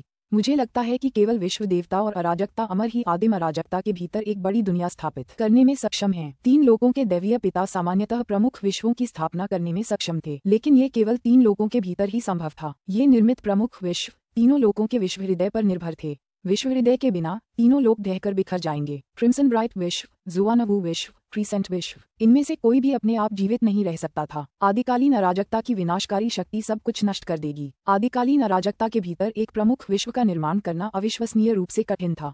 कुछ विशेष रूप से दुर्जेय ज्येष्ठ देवता और अमर पूर्वज ऐसा करने में सक्षम हो सकते थे, लेकिन 10,000 में से एक से भी कम के पास ये क्षमता होगी। उदाहरण के लिए दावफादर फूजू ऐसा करने के लिए पर्याप्त शक्तिशाली थे, लेकिन ऐसा केवल इसलिए था क्योंकि उन पर विश्व देवता नॉर्थवेस्ट का आधिपत्य था, जो विश्व देवताओं में शक्ति के सर्वोच्च शिखर पर थे। इसीलिए वे आसानी से अंडमान झील की स्थापना कर पाए थे। हालांकि यह एक विशाल दुनिया थी, फिर भी इसका दायरा कुछ करोड़ किलोमीटर ही था। हम सबके जीवित रहने और फलने फूलने के लिए ये जगह शायद ही काफी हो, सभी राक्षसों के स्वामी ने कहा। जब मैं आदिम अराजकता से गुजर रहा था तो ब्लड्सवेन मेरे साथ यात्रा कर रहा था और हम दोनों ने मिलकर अपनी जान जोखिम में डाली थी। उसे वह भू संपत्ति दुनिया बहुत पसंद आई। उसे वह त्रिलोक से ज्यादा पसंद थी, इसलिए उसने वहीं निवास करने का फैसला किया। मैंने उसके साथ वहीं रहने का फैसला किया। मैं अक्सर 3 लोगों को देखने के लिए वापस जाता था। जब भी जाता तो इस तरह से जाता कि नुवा को पता न चले। आखिरकार वह दिन आ ही गया जब नुवा ने 3 लोगों को छोड़ दिया। उसके जाने के बाद मैंने आप सभी को साथ लेकर 3 लोगों में लौटने से पहले काफी समय तक इंतजार किया। तब तक नुवा गठबंधन साफ तौर पर हमसे युद्ध नहीं करना चाहता था, इसलिए उन्होंने हमें वापस अंदर जाने दिया। सभी राक्षसों का स्वामी हंसा। बाद में हमें ब्लैक हेवन मिल ही गया। मैंने उसके गोलेम बनाने के हुनर के साथ साथ कुछ ऐसी तकनीकें भी सीखी जिनका इस्तेमाल बगबीस्ट पालने में किया जा सकता था। गोलेम बनाने की कला के लिए कई कुशल कारीगरों की जरूरत होती है, लेकिन बगबीस्ट पालने की कला के लिए नहीं। बस समय चाहिए। पर्याप्त समय मिलने पर बगबीस्ट स्वाभाविक रूप से बढ़ेंगे और विकसित होंगे। सभी राक्षसों का स्वामी हंसा, और इसलिए मैंने ब्लड्सवेन को अपनी मदद करने दिया। इतने अनगिनत सालों से ब्लड्सवेन उस एस्टेट वर्ल्ड में आदिम अराजकता में प्रशिक्षण ले रहा है। ऐसा करते हुए वह मेरे बगबीस्ट पर भी नजर रखता था। पिछली बार जब मैं उससे मिलने गया था तो मुझे पता चला कि वह अधिपति स्तर तक पहुंच गया है। मुझे हमेशा से लगता था कि ब्लड्सवान एक दृढ़निश्चयी और निर्णायक व्यक्ति था। रक्षक एववुड ने सिर हिलाया। जब मैंने सुना कि आपने अपने स्वामी के साथ आदिम अराजकता में साहसिक कार्य करते हुए अपनी जान गंवा दी, तो मैं काफी देर तक दुखी रहा। अब जब मुझे पता चला है कि आप अभी भी जीवित हैं, तो मुझे बेहद खुशी हो रही है। ब्लड्सवान, बधाई हो। डेउंडर डेविलहैंड ने भी उसकी ओर देखा। डेविलहैंड को सभी शैतानों के बीच शैतान के रूप में जानते थे। निर्बाध अराजकता जगत में जिन नश्वर प्रतिभाओं ने प्रसिद्धि प्राप्त की थी, उनमें से वह ब्लड्सवेन को सबसे अधिक पसंद करती थी। ब्लड्सवेन भी एक सच्चा शैतान था, हालांकि वह एक अत्यधिक एकाकी व्यक्ति था जिसे दूसरों की संगति से घृणा थी। निर्बाध अराजकता जगत के युग में काले वस्त्रधारी गॉडकिंग और ब्लड्सवेन को युवा पीढ़ी के साधकों के बीच समान माना जाता था। गॉडकिंग डेमनहार्ट का प्रशिक्षु बन गया था, जबकि ब्लड्सवेन ने समान रूप से एकाकी विनफिएंट में शामिल होने का निर्णय लिया था। धिक्कार है। देवराज को दुख हुआ और घुटन महसूस हुई। कीपर एववुड और डेउंडर डेविलहैंड बहुत पहले सीमलेस कैओसवर्ल्ड में शक्ति के शिखर पर थे। हालांकि ब्लड्सवेन गॉडकिंग के साथ ही बड़ा हुआ था। उसने हमेशा ब्लड्सवेन को अपना प्रतिद्वंद्वी माना था, लेकिन एक ऐसा प्रतिद्वंद्वी जिससे वह हमेशा श्रेष्ठ रहा था। लेकिन अब ब्लड्सवेन वास्तव में एक अधिपति बन गया था, इससे वह बेहद दुखी था। ब्लड्सवेन का असली नाम स्टोनस्वेन था और गॉडकिंग के साथ उसके काफी अच्छे संबंध थे। हालांकि अंततः उनके अलग अलग स्वभाव के कारण उनके रास्ते अलग हो गए। दोनों ही शैतान थे। पहला दूसरों के दिलों से खेलने में आनंद लेता था, जबकि दूसरा बेहद एकाकी था, बाकी दुनिया से दूर रहता था और सबको तुच्छ समझता था। गुरुजी, डाउफादर ब्लड्सवेन ने आदरपूर्वक कहा, मैं वादे के अनुसार अंतिम युद्ध से पहले लौट आया हूँ। हालांकि इस युद्ध के समाप्त होने के बाद मेरा इरादा उस अंतरिक्षीय भंवर सुरंग की ओर जाने का है। सीमलेस गेट ने कई तारा मानचित्र भी प्राप्त कर लिए थे और इस प्रकार उन्हें स्थानिक भंवर सुरंग के अस्तित्व के बारे में पता था। मुझे पता था कि हम तुम्हें हमेशा के लिए नहीं रख पाएंगे। सभी राक्षसों के स्वामी ने सिर हिलाया। वास्तव में केवल उस सुरंग से गुजरकर ही तुम बाहर की विशाल दुनिया में प्रवेश कर पाओगे। ठीक है, डाउफादर ब्लड्सवेन ने सिर हिलाया। काले वस्त्रधारी गॉडकिंग अब और भी दुखी हो गया। यह अकेला मूर्ख अब बड़ी दुनिया घूमने की चाहत का दिखावा कर रहा था। वह गॉडकिंग त्रिलोक का नेता बनने की योजना बना रहा था। स्टोनस्वेन, काले वस्त्रधारी गॉडकिंग ने जोर से हंसी निकाली, जिससे उसकी आवाज बहुत सच्ची और जोरदार लग रही थी। अब जब आप अधिपति बन गए हैं तो हमारे पक्ष को एक और शक्तिशाली योद्धा मिल गया है। हालांकि मुझे आपको चेतावनी देनी होगी कि आपकी जानकारी थोड़ी पुरानी हो सकती है। नुवा गठबंधन को एक और बेहद दुर्जेय योद्धा भी मिल गया है। स्वॉर्ड इमोर्टल डार्कनॉर्थ, जी निंग। उसने 1000 साल से भी कम समय तक प्रशिक्षण लिया है, लेकिन वह पहले ही अधिपति बन चुका है। ओह, ब्लड्सवेन की आंखें चमक उठीं। वह इतना अद्भुत है, उसके जैसे प्रतिद्वंद्वी का सामना करना वाकई रोमांचक है। उसकी आंखें सचमुच उत्साह से लाल हो रही थीं। शेनोंग दुनिया का रियल वार समाप्त हो गया था। दोनों पक्षों ने अपनी सेनाओं को एकत्रित करते हुए विभिन्न प्रमुख दुनियाओं और क्षेत्रों में अपनी सेनाओं को जुटाना शुरू कर दिया। डियचेजर मेजर वर्ल्ड की लड़ाई के बाद से नुवा एलायंस का मनोबल आसमान छू रहा था। उन्होंने बाकी बचे ज्यादातर रियल वार जीते और हाल ही में संपन्न शेनोंग रियल वार भी उन्होंने जीत लिया था। यू द ग्रेट का मानव संसार, ऑललांस पैलेस, विभिन्न प्रमुख शक्तियां यहाँ एकत्रित हुई थीं। सीमलेस गेट ने अपनी दुनिया भर में फैली अपनी सेनाओं को संगठित करना शुरू कर दिया है। ताओवादी थरी प्योरिटीज ऊपर बैठे हुए बर्फीली आवाज में बोले। जाहिर है उनकी कई हार ने उन्हें बेचैन कर दिया है। वे अपनी बची हुई ताकतों को इकट्ठा करना चाहते हैं और कर्म भाग्य के लिए अंतिम युद्ध शुरू करना चाहते हैं। उसके नीचे बैठी सभी प्रमुख शक्तियों के हृदय सिकुड़ गए। क्या वह दिन अंततः आ गया? अगर वे लड़ना चाहते हैं तो हमें लड़ने दो। उनसे मरते दम तक लड़ो, उनसे मरते दम तक लड़ो। महान दिव्य वज्रदेव ने अपने हाथों से शराब का प्याला कुचल दिया और जोर से चिल्लाया। भले ही उन्होंने आदिकालीन खंडहरों के साथ गठबंधन कर लिया हो, फिर भी वे हमारे लिए कोई मुकाबला नहीं है। होवेई, जो भी ऊंची सीटों में से एक पर बैठी थी, ने शांत स्वर में कहा, या तो वे मरें या हम। हमारे पास और कोई चारा नहीं है। हमारे सामने एक ही विकल्प है, उन सबको पूरी तरह मिटा देना। खुआफू थंडरगॉड से भी ऊंची आवाज में चिल्लाया। वहां मौजूद सभी चिड़चिड़े शैतानों का खून खौल उठा। निंग की आंखों में भी तेज रोशनी चमक उठी। दुनिया में कुछ भी कभी भी ठीक वैसा नहीं होता जैसा सोचा या चाहा जाता है। फिर भी इससे कोई फर्क नहीं पड़ता था। वह पहले ही अपने स्टार सीजन हैंड में महारत हासिल कर चुका था और अपनी तलवारबाजी में जबरदस्त सुधार कर चुका था। उसके लिए युद्ध के मैदान में जाकर अपने दुश्मनों का कत्लेआम करने के लिए बस इतना ही काफी था। मेरे आदेश से ताओवादी 3 पवित्रताएं जोर से बोलीं। सभी प्रमुख शक्तियां अपनी अमर और दुष्ट देवताओं की सेनाएं जुटाएंगी और उन्हें महान युग के मानवलोक में भेजेंगी। अंतिम युद्ध के लिए तैयार हो जाओ। अच्छा, झगड़ा करना। सभी महाशक्तियों की आंखों में कत्लेआम की रोशनी चमक उठी। यह एक पूर्ण युद्ध था। व्यक्तिगत अस्तित्व अब मायने नहीं रखता था। वे जानते थे कि अगर वे ये युद्ध जीत भी गए तो भी इस बात की पूरी संभावना थी कि उनमें से कई इस प्रक्रिया में मारे जाएंगे। ये भी संभव था कि उनके कई पुराने दोस्त सब कुछ कहे और किए जाने से पहले ही खत्म हो जाएं। शायद वे खुद भी मर जाएं। और इसलिए उनके पास बस एक ही विकल्प था, हत्या करना। जितना हो सके उतने दुश्मनों को मारना ताकि उनके ज्यादा दोस्त बच सकें। मेरे वचन से सभी को तुरंत क्रिम्सन ब्राइट प्रमुख दुनिया में इकट्ठा होना है। ग्रैंड जिया में जिया सम्राट उन कई अमर और शैतानों को आदेश दे रहा था जो उसके सामने इकट्ठे हुए थे। चल दर। ग्रैंड जिया पैलेस के ऊपर का आसमान फट गया और एक विशाल मार्ग दिखाई दिया। कई अमर और दुष्ट देवता उस मार्ग में प्रवेश कर गए और क्रिम्सन ब्राइट दुनिया की ओर बढ़ गए। क्रिम्सन ब्राइट क्षेत्र की कमान के अंतर्गत सभी सेनाएं जुट रही थीं। क्रिम्सन ब्राइट दुनिया में एकत्र होने के बाद वे एक साथ यू द ग्रेट की मानव दुनिया की ओर बढ़ेंगे। युद्ध की लपटें और अधिक तीव्र होने से तीनों लोग कांप उठे। जहां तक जी निंग का सवाल है, उसका असली शरीर उस नश्वर पहाड़ी गांव में ही रहा।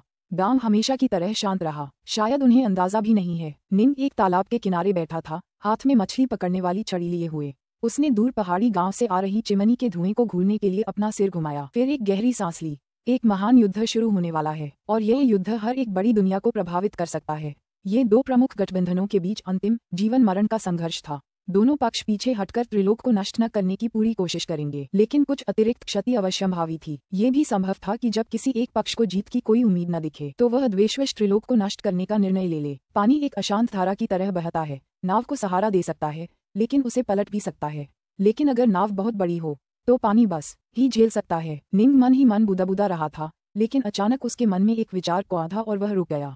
धमाका! निंग के ऊपर का आसमान अचानक कांपने लगा जब स्वर्गीय दास की आभा गांव के तालाब पर उतरी, जिससे गांव के सभी निवासी दहशत से भर गए। स्वर्गीय दास की भयावह आभा का सामना करते हुए वे सभी बेकाबू होकर घुटनों के बल गिर पड़े। ठीक इसी समय उन्होंने देखा कि सफेद वस्त्र पहने एक युवक अचानक आसमान में उड़ गया। जोर से हंसते हुए जी निंग ने मछली पकड़ने वाली छड़ी को एक तरफ फेंक दिया और आसमान में उड़ गई। एक अमर! सभी गांववासी बार बार अपना सिर जमीन पर दबा रहे थे। पुस्तक 23, अध्याय 10, जेल की दुनिया के कैदी। सफेद वस्त्र पहने जी निंग आदिकालीन अराजकता के भीतर स्थित एक जर्जर तारे पर उतरे। वे कमल मुद्रा में बैठ गए। गड़गड़ाहट! उसके ऊपर आदिकालीन अराजकता प्रकट हुई, जिससे ऊर्जा का एक विशाल भंवर बन गया, जिसने निंग को पूरी तरह से घेर लिया तथा उसके शरीर में उग्रता से प्रवेश कर गया। जब कोई दिव्य अमर या शुद्ध यांग सच्चा अमर बनने की राह पर आगे बढ़ता है तो वह तात्विक ऊर्जा या अमर गोलियों से ऊर्जा ग्रहण करता है। हालांकि अब जब निंग ने जल के स्वर्गीय दाव में महारत हासिल कर ली थी तो उसे आदिम अराजकता के स्वर्गीय दाव की भी आंशिक समझ हो गई थी। आखिरकार पहला दाव तो बाद वाले का ही हिस्सा था। इस प्रकार निंग अब स्वाभाविक रूप से आदिम अराजकता से ऊर्जा खींचने में सक्षम था, जिसके परिणामस्वरूप उसके शरीर में ऊर्जा की एक अंतहीन बाढ़ सी भर गई। उनके शुद्ध यांग जिंदन ने एक नया विकास शुरू किया और उनके शरीर के भीतर अमर ऊर्जा एक मौलिक स्तर पर रूपांतरित होने लगी। जल के स्वर्गीय दाव को अपने दाव के मूल के रूप में कार्य करते हुए उन्होंने अधिक से अधिक अराजकता ऊर्जा को अवशोषित करना शुरू कर दिया और इसे अपने उपयोग के लिए परिवर्तित करना शुरू कर दिया। एक द्वीप के ऊपर स्थित क्रिसेंट दुनिया। काले वस्त्र पहने निंग अपनी अमर संपत्ति से बाहर निकला। संपत्ति के बाहर खड़े अंकल व्हाइट ने निंग की ओर देखा और मुस्कुराए। निंग, बेटा, तुम बाहर आ गए। मुझे एक यात्रा करनी है। निंग ने उसे देखकर मुस्कुराया। स्वूश! काले वस्त्र पहने निंग तुरंत आसमान में उड़ गया। एक क्षण बाद प्रकाश की एक और किरण उसकी ओर उड़ी। ये प्राइमल ट्विन था जो पूरे समय उसकी बेटी की रक्षा कर रहा था। प्राइमल ट्विन तुरंत काले वस्त्र पहने निंग की संपत्ति के खजाने में उड़ गया। इस बार बैकअप प्राइमल ट्विन क्लोन भी सफलता हासिल करने जा रहा था। काले वस्त्र पहने निंग एक दूर उजाड़ द्वीप पर पद्मासन में बैठ गए और फिर आदिकालीन अराजकता की ऊर्जा को ग्रहण करने लगे। तुरंत ही बंजर द्वीप के ऊपर हवा में अराजकता ऊर्जा का एक भंवर दिखाई देने लगा। उसका असली शरीर, उसका बैकअप असली शरीर क्लोन, उसका प्राइमल ट्विन, उसका बैकअप प्राइमल ट्विन क्लोन, सभी ने अपनी सफलताएं प्राप्त करना शुरू कर दिया। उसके बैकअप असली शरीर वाले क्लोन ने जेल की दुनिया में अपनी सफलता हासिल कर ली। उसने भी जल के स्वर्गीय दाव को अपने मूल के रूप में इस्तेमाल करना चुना क्योंकि वह आदिम अराजकता की ऊर्जा को आकर्षित करने लगा था। जैसे ही निंग ने जल के स्वर्गीय दाव में महारत हासिल की, स्वर्गीय दाव के साथ अचानक एक प्रतिध्वनि बन गई। एक और प्रमुख शक्ति ने जल के स्वर्गीय दाव पर महारत हासिल कर ली है। इसमें महारत किसने हासिल की? तीनों लोगों की अन्य प्रमुख शक्तियां जिन्होंने जल के स्वर्गीय दाव में भी महारत हासिल कर ली थी, सबसे पहले प्रतिक्रिया देने लगीं। भगवान तथागत बुद्ध, सुइरेन और अन्य जिन्होंने जल के स्वर्गीय दाव में महारत हासिल कर ली थी, वे भी स्वर्गीय दाव के साथ प्रतिध्वनि को महसूस कर सकते थे। जल्द ही उन्हें पता चल गया कि जिस व्यक्ति ने अपनी सफलता के जरिए ये बड़ी गड़बड़ी पैदा की थी वह जी निंग था। ये स्वॉर्ड इमोर्टल डार्कनॉर्थ है। हा, डार्कनॉर्थ ने अंततः स्वर्गीय दाव में महारत हासिल कर ली है। नुवा गठबंधन की सभी प्रमुख शक्तियां हंसी और खुशियां मनाईं। उनमें से किसी को भी जरा भी आश्चर्य नहीं हुआ क्योंकि तलवारबाजी में जी निंग की उपलब्धियां वाकई बहुत बहुत ज्यादा अनुकरणीय थीं। ये सच था कि स्वर्गीय दाव विशाल और गहन थे। सामान्यतः स्वर्गीय दाव में महारत हासिल करने में अविश्वसनीय रूप से लंबा समय लगता था। जी निंग जैसे व्यक्ति के लिए जिसने 1000 साल से भी ज्यादा समय तक प्रशिक्षण लिया था, ऐसा कर पाना एक हास्यास्पद अवधारणा थी। हालांकि जी निंग एक ऐसे व्यक्ति थे जिन्होंने अधिपति बनने में 1000 साल से भी कम समय लगाया था। उन्हें इस बात पर जरा भी आश्चर्य नहीं हुआ कि अब वह स्वर्गीय दाव में भी महारत हासिल कर सकते थे, लेकिन जाहिर है उन्हें इस बात का अंदाजा भी नहीं था कि जी निंग ने स्वर्गीय दाव में महारत हासिल करने के लिए लगभग 20,000 साल लगाए थे। फिर भी 20,000 सालों में स्वर्गीय दाव में महारत हासिल करना लगभग अकल्पनीय रूप से तेज था, ऐसा कुछ जो आदिकाल में भी शायद ही देखने को मिलता था। ऑलफाइन दुनिया के मुख्य महल के भीतर ये स्वॉर्ड इमोर्टल डार्कनॉर्थ था जिसने सफलता हासिल की। गावफादर इंक बैम्बू ने भौहें चढ़ाईं। तो क्या इससे पहले उसने सचमुच जल के स्वर्गीय दाव में महारत हासिल नहीं की थी?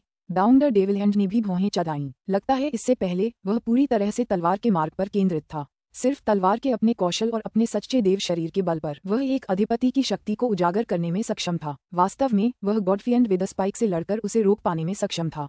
यहाँ तक कि उसका शरीर भी एक उच्च स्तरीय प्रोटोकॉस्मिक आत्मा खजाने के बराबर है। जी निंग किस तरह के साधना पथ पर चल रहा है? उसने स्वर्गीय दाव में महारत हासिल कर ली है, लेकिन जल के स्वर्गीय दाव के बारे में उसकी समझ तलवार के बारे में उसकी समझ से कहीं कमजोर है। कीपर एवरवुड ने कहा कि रिफाइनर के रूप में वह हमेशा कमजोर रहा है। अब वह एक दावफादर हो सकता है, लेकिन इससे कोई खास फर्क नहीं पड़ेगा। मान गया। तलवार अमर डार्कनॉर्थ की शक्ति उसकी निकट युद्ध क्षमता में निहित है। सभी ने सहमति में सिर हिलाया। निंग का दिव्य शरीर भयानक रूप से शक्तिशाली था। उसने बहुत पहले ही निकट युद्ध में एक सच्चे देवता की शक्ति प्राप्त कर ली थी। उसके लिए भी एक दावफादर बनना तो बस सोने पे सुहागा था। शक्ति के मामले में इससे उसे कोई खास फायदा नहीं होने वाला था। क्रिसेंट दुनिया के भीतर एक बंजर द्वीप के ऊपर काले वस्त्र पहने निंग को अपने अंदर अमर ऊर्जा का प्रवाह महसूस हो रहा था। हालांकि वह एक दूसरे दर्जे का पैतृक अमर था, एक सच्चे शरीर और ताओ 18 दानवदेव तकनीकों की बदौलत उसकी अमर ऊर्जा एक पैतृक अमर के बराबर थी, एक प्रथम श्रेणी का अमर पूर्वज। मुझमें प्रवाहित होने वाली शक्ति सचमुच अविश्वसनीय रूप से प्रगाढ़ और शुद्ध है। यह अफसोस की बात है कि मेरे प्राइमल ट्विन के पास कोई भी अच्छा हथियार नहीं है। काले वस्त्र पहने निंग अपनी भौहें चढ़ाए बिना नहीं रह सका। तीनों लोकों में लगभग सभी अधिपति वर्गीय शक्तियां अराजकता के खजानों को अपने हथियार के रूप में इस्तेमाल करती थीं। ताओवादी तीन पवित्रताओं के पास अराजकता के खजानों का एक पूरा सेट भी था, साथ ही अमर वध करने वाली तलवारें भी थीं, जिन्हें उसने खुद तैयार किया था। मेरे असली शरीर में वायलेट ज्वेल है, लेकिन मेरे प्राइमल ट्विन के पास कोई उपयुक्त हथियार नहीं है। लगता है मुझे जेल की दुनिया में एक और बार जाना होगा। निंग इस नतीजे पर पहुंची। फुश। निंग के पास अचानक एक दूसरी आकृति प्रकट हुई। वह सुभूति था। जी निंग। सुभूति के चेहरे पर मुस्कान थी। तुमने स्वर्गीय दाव में महारत हासिल कर ली है और दाव फादर बन गई हो। बधाई हो। सौभाग्य से मैं इंत्युग शुरू होने से पहले ही सफलता प्राप्त कर पाया। गुरु, मुझे कुछ समय के लिए क्रिसेंट जगत छोड़ना होगा, निंग ने कहा। हालांकि वह अत्यंत उच्च शक्ति स्तर पर था और तीनों लोगों का निर्विवाद रूप से नंबर 1 तलवार अमर था, फिर भी वह अंतरिक्ष समय पर अपनी महारत के मामले में बहुत कमजोर था। इस लिहाज से वह पिता सुभूति के सामने कहीं नहीं टिकता था। ठीक है। सुभूति ने निंग के बगल की हवा की ओर इशारा किया, जिससे तुरंत एक भंवर प्रकट हो गया। एक दूसरा काले वस्त्रधारी निंग अचानक पहले वाले के बगल में प्रकट हुआ।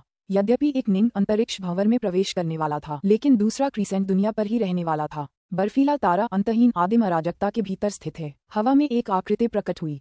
तेजी से चलते हुए वह आकृति जल्द ही एक गहरी खाई तक पहुंच गई और फिर उसके अंदर छिपे कारागार में प्रवेश कर गई। जेल की दुनिया के अंदर सफेद वस्त्रधारी जी निंग और काले वस्त्रधारी जी निंग कंधे से कंधा मिलाकर आगे बढ़े और उनके बीच से जबरदस्त शक्ति की आभा निकल रही थी। अरे! दुबला पतला कमजोर हड्डियां चबाने वाला जंगली कुत्ता अचानक खड़ा हो गया और निंग की तरफ देखने लगा। उसकी गहरी पीली आंखें निंग को घूर रही थीं और वह बोल रहा था, बुरा नहीं बच्चे, तुमने असल में अपने जिंदन को तीसरे दर्जे से दूसरे दर्जे तक उन्नत कर लिया है और तुमने एक शक्तिशाली दिव्य क्षमता भी सीखी है जिससे तुम्हें पहले दर्जे के जिंदन जैसी शक्तियां मिलती हैं। दोनों जी निंग ने एक साथ उसकी ओर देखा और हंस पड़े। मुझे उन सभी वर्षों पहले दी गई आपकी सलाह के लिए धन्यवाद देना है, सफेद वस्त्र पहने निंग बोला। फिर दोनों तेजी से उड़ गए। कायक! जंगली कुत्ते ने व्यंग्य किया। जब वह पहली बार जी निंग से मिला था तो उसे पता चला था कि जी निंग के पास एक तृतीय स्तरीय जिंदान है। हालांकि अब जी निंग के पास एक प्रथम स्तरीय पैतृक अमर की आभा थी और वह निश्चित रूप से एक कमजोर अराजकता अमर नहीं था। एक अराजकता अमर का दबाव और शक्ति का आभामंडल किसी भी अन्य पैतृक अमर से बिल्कुल अलग था। यहाँ तक कि एक तृतीय स्तरीय जिंदान वाला व्यक्ति भी जो अराजकता अमर बनने के लिए संघर्ष कर रहा हो, वह एक बेहद भयानक व्यक्ति होगा। इसका मतलब था कि जी निंग जरूर एक अमर पूर्वज बन गई होगी। फिर तीसरे दर्जे के जिंदान वाले एक अमर पूर्वज में अचानक प्रथम दर्जे के अमर पूर्वज का आभामंडल कैसे आ सकता है? केवल एक ही संभावना थी। सबसे पहले जिंदन को उन्नत करें, लेकिन जिंदन को ज्यादा से ज्यादा दूसरे स्तर तक ही उन्नत किया जा सकता है। दूसरा कदम होगा कुछ गुप्त कलाओं का सहारा लेकर उसकी शक्ति को पहले स्तर के पैतृक अमर के बराबर पहुंचाना। भविष्य में मैं निश्चित रूप से आपसे और अधिक गहराई से मिलूंगा। दूर से निंग की आवाज गूंजी। भविष्य में? जंगली कुत्ते के चेहरे पर तुरंत एक कड़वाहट उभर आई। ये कमबख्त ओवसिया। सफेद वस्त्रधारी निंग और काले वस्त्रधारी निंग कारागार की दुनिया से आगे की ओर उड़ते रहे। इस कारागार में कुल 16 बड़े देवता और अमर पूर्वज हैं। निंग ने मन ही मन सोचा, जो कोई भी न केवल किसी विश्व देवता को अपमानित करने का साहस रखता है, बल्कि मारे जाने या गुलाम बनाए जाने के बजाय यहाँ कैद भी हो जाता है, वह निश्चित रूप से या तो अत्यंत शक्तिशाली है या उसका कोई महत्वपूर्ण इतिहास है। जब मैंने सभी सच्चे देवताओं और सच्चे अमरों की खोज की तो मैंने उनकी आत्मा की खोज से बहुत कुछ सीखा। ये 16 बड़े देवता और अमर पूर्वज, वह जंगली कुत्ता 3 सबसे दुर्जेय देवताओं में से एक है। निंग ने मन ही मन सोचा, कोई बात नहीं, वह इस अभियान के लिए मेरे लक्ष्यों में से एक नहीं है। जंगली कुत्ता एल्डर गॉड पेंजिया के अराजकता राज्य में भी बेहद प्रसिद्ध था। वह एक एल्डर गॉड के रूप में पैदा हुआ था और अनगिनत वर्षों के दौरान उसने बस एक ही दिव्य क्षमता विकसित की थी, खाना। जंगली कुत्ता एल्डर गॉड को खाना बहुत पसंद था। वह जीवित प्राणी, व्यंजन, पहाड़, नदियां, आकाश, धरती सब कुछ खाता था। वह एक निहायत पागल था। उसने अपनी बनाई हुई भयानक दिव्य क्षमता को एक अजीबोगरीब नाम दिया, खाना। सिर्फ इसी एक दिव्य क्षमता का इस्तेमाल करके उसने अपने मुंह से 30 से ज्यादा बड़े देवताओं और अमर पूर्वजों की जान ले ली थी। पेंजिया के राजा ने उसकी इस प्रतिभा पर कृपा की और इसलिए, हालांकि उसने राजा की इच्छा का उल्लंघन किया था, राजा ने उसे कैद करने का फैसला किया। मकसद था उसके अनियंत्रित स्वभाव को काबू में करना, फिर भविष्य में उसे रिहा करना और उसे राज्य की ओर से फिर से लड़ने की इजाजत देना। जंगली कुत्ता एल्डर गॉड को 16 अमर पूर्वजों और एल्डर गॉड्स में सबसे घातक माना जा सकता है। अन्य देवताओं में से केवल 2 ही क्रूरता और शक्ति में उसकी बराबरी कर सकते थे। यदि जंगली कुत्ता एल्डर गॉड स्वतंत्र होता तो वह गॉडफाइंड विद स्पाइक से कहीं अधिक बड़ा खतरा पैदा करता। निंग ने खुद से कहा, अंत युद्ध शुरू होने वाला है। मैं इन बड़े देवताओं और अमर पूर्वजों के कैदियों के साथ खुद को ज्यादा परेशान नहीं होने दे सकता। फिर भी निंग के सीने में एक अजीब सी खुजली महसूस हो रही थी। वह इन बड़े देवताओं और अमर पूर्वजों के साथ एक अच्छी लड़ाई लड़ना चाहता था। आखिरकार अगर उसका असली शरीर युद्ध में मारा भी गया तो भी वह धीरे धीरे उसे फिर से बना पाएगा। हालांकि इसके लिए संभवतः 10,000 साल से भी ज्यादा लगेंगे। निंग के पास अभी समय बर्बाद करने का समय नहीं था। सौभाग्य से मेरा लक्ष्य स्वॉर्डफादर ट्राल्ट है, निंग ने मन ही मन सोचा। स्वॉर्डफादर ट्राल्ट उन 16 बंदी वृद्ध देवताओं और अमर पूर्वजों में से एक था। वह एक की रिफाइनर था जिसके पास 3 सर्वोच्च क्योस तलवारों का एक सेट था, इसलिए उसने खुद को ट्राल्ट नाम दिया। उसके हमले बेहद शक्तिशाली थे, लेकिन निंग को वास्तव में उसके जैसे शक्तिशाली हमलों से निपटने की उसकी क्षमता पर पूरा भरोसा था। उसकी सुरक्षात्मक दिव्य क्षमता एक बेहतरीन प्रतिकारक थी। हालांकि निंग को स्वॉर्डफादर ट्राल्ट की शक्ति के बारे में सिर्फ उन्हीं सच्चे देवताओं और सच्चे अमरों से जानकारी थी, इसलिए ये पूरी तरह संभव था कि स्वॉर्डफादर ट्राल्ट के पास कुछ गुप्त तकनीकें हों जिनके बारे में उन्हें पता न हो। निंग उससे लड़ने में अति आत्मविश्वास दिखाने की हिम्मत नहीं कर सका, लेकिन 3 क्योस तलवारों का वह सेट हासिल करने के लिए उसने फिर भी जोखिम उठाने का फैसला किया। मैं यहाँ हूँ। सफेद वस्त्रधारी निंग और काले वस्त्रधारी निंग जल्दी से उस वीरान जंगल में एक जगह पहुंच गए। यहाँ एक काले बालों वाला बुजुर्ग कमल मुद्रा में बैठा था, जिससे असीम शीतलता का आभास हो रहा था। काले बालों वाले बुजुर्ग ने आंखें खोलीं और निंग की ओर देखते हुए भौहें चढ़ा लीं। ओवरसियर बनने के बाद निंग कभी भी स्वॉर्डफादर ट्राल्ट को परेशान करने यहाँ नहीं आया था, इसलिए वह व्यक्ति निंग को पहचान नहीं पाया। तुम कौन हो? काले बालों वाले बुजुर्ग ने भौहें चढ़ाईं। तुम्हारी आभा देखकर लगता है कि तुम एक प्रथम श्रेणी के अमर पूर्वज हो। किसी कारागार का निरीक्षक तुम्हारे जितना शक्तिशाली तो नहीं हो सकता, लेकिन संयोग से मैं इस कारागार की दुनिया का निरीक्षक हूँ। काले वस्त्रधारी निंग और सफेद वस्त्रधारी निंग एक ही समय पर उतरे। दोनों से अविश्वसनीय शक्ति की आभा निकल रही थी। काले बालों वाला बुजुर्ग निंग से उत्पन्न खतरे को भांप सकता था। आप ओवरसियर हैं? काले बालों वाले बुजुर्ग ने धीमी आवाज में कहा। कारागार का आपके हाथ में पड़ना, इसका मतलब है कि पेंजिया पहले ही नष्ट हो चुका है। बोलो, तुम मुझे क्यों ढूंढ रहे हो? अपनी वे 3 सर्वश्रेष्ठ तलवारें मुझे सौंप दो, निंग ने शांति से कहा। हम? काले बालों वाले बुजुर्ग की आंखें ठंडी रोशनी से चमक उठीं। कई बड़े देवता और अमर कुलदेवता मेरी तलवारों से मारे गए हैं। हालांकि वह यहाँ कैद था, फिर भी वह अपने आसपास के 1000 किलोमीटर के क्षेत्र में अपनी पूरी शक्ति का इस्तेमाल कर सकता था। स्वाभाविक रूप से जब तक जरूरी न हो वह दूसरे बड़े देवताओं और अमर कुलदेवताओं के आगे सिर झुकाने को तैयार नहीं होता। उसने खून खराबे और कत्लेआम के जरिए अपनी शक्ति बढ़ाई थी और कई शक्तिशाली व्यक्ति उसकी त्रियुज तलवारों से मारे गए थे। लगता है हमारे पास लड़ने के अलावा कोई चारा नहीं है। निंग भी काफी सतर्क था। यह उसका पहली बार किसी अमर पूर्वज से लड़ने का मौका था। कई प्राचीन देवता केवल इसलिए शक्ति के उस स्तर पर थे क्योंकि वे इसके साथ पैदा हुए थे। हालांकि पूर्वज अमर सभी निश्चित रूप से साधना के माध्यम से शक्ति के अपने स्तर तक पहुंचे थे। हालांकि यह एक ऐसी लड़ाई थी जिसे उसे जीतना ही था। उसे उस एंडवार के लिए एक अच्छी क्योस तलवार की सख्त जरूरत थी जो जल्द ही शुरू होने वाली थी। पुस्तक 23 अध्याय 11 अनुचर। सफेद वस्त्रधारी जी निंग और काले वस्त्रधारी जी निंग कंधे से कंधा मिलाकर आगे बढ़े। दोनों ने दूर जंगल के बीचों बीच बैठे बूढ़े आदमी को देखा। दोनों ओर से हत्या की मंशा की लहरें उठीं। चूंकि वार्ता विफल हो गई थी, अब लड़ने का समय आ गया था। आगे आओ। काले वस्त्र पहने निंग ने एक ठंडी चीख मारी। उसके आसपास की हवा तुरंत ही गोल्ड स्टार मोतियों के घने समूह से भर गई। स्वर्ग के गोल्ड स्टार मोती तेजी से आपस में मिलने लगे और 36 स्वर्गों में परिवर्तित हो गए। उसने उन्हें अपनी शक्तिशाली पैतृक अमर ऊर्जा से भर दिया, जिससे उनमें से प्रत्येक एक सुंदर जमे हुए कमल में परिवर्तित हो गया। प्रत्येक जमे हुए कमल एक संपूर्ण विश्व के मूल और सार के समान था, और जब 36 जमे हुए कमल प्रकट हुए तो उनके आसपास के पूरे क्षेत्र में बर्फ जैसी ऊर्जा की एक धारा भर गई। उनके चारों ओर का जंगल जमने और टूटने लगा। ऐसा लग रहा था जैसे अंतरिक्ष पूरी तरह जम गया हो। जाओ। काले वस्त्रधारी निंग ने उसके सामने इशारा किया, जिससे 36 जमे हुए कमल आसमान में आगे की ओर बढ़ने लगे और काले बालों वाले बुजुर्ग के चारों ओर जमी हुई ऊर्जा की 36 धारियों की तरह घूमने लगे। पिछले 20,000 वर्षों में निंग ने तलवार और दाव दोनों में ही अद्भुत प्रगति की थी। वह 9 अराजकता मोहरों का ध्यान करने में भी काफी समय बिताता था। दाव में अपनी अद्भुत अंतर्दृष्टि के कारण वह पहले ही 6 अराजकता मोहरों में पारंगत हो चुका था। 6ठी अराजकता मोहर ने निंग को जल के मूल सार के साथ, जो असीम रूप से दूर स्थित था, निकटता से जुड़ने में सक्षम बनाया। परिणामस्वरूप अब वह इन जमे हुए कमलों को प्रकट करने में सक्षम था, जिनका उपयोग अथाह शीतल ऊर्जा की धाराएं प्रवाहित करने के लिए किया जा सकता था ताकि शत्रुओं को बांधा और फंसाया जा सके। 6ठी अराजकता मोहर को सक्रिय करने के बाद निंग के 36 स्वर्ग शक्ति में साधारण अराजकता खजानों के बराबर थे। अफसोस, इस रूप में उनका इस्तेमाल सिर्फ दुश्मनों को जकड़ने और बांधने के लिए ही किया जा सकता था। तुम मुझे बांधना चाहते हो? काले बालों वाले बुजुर्ग ने ठंडी हंसी हंसते हुए कहा। मैं एक अमर साधक हूँ, कोई राक्षस नहीं।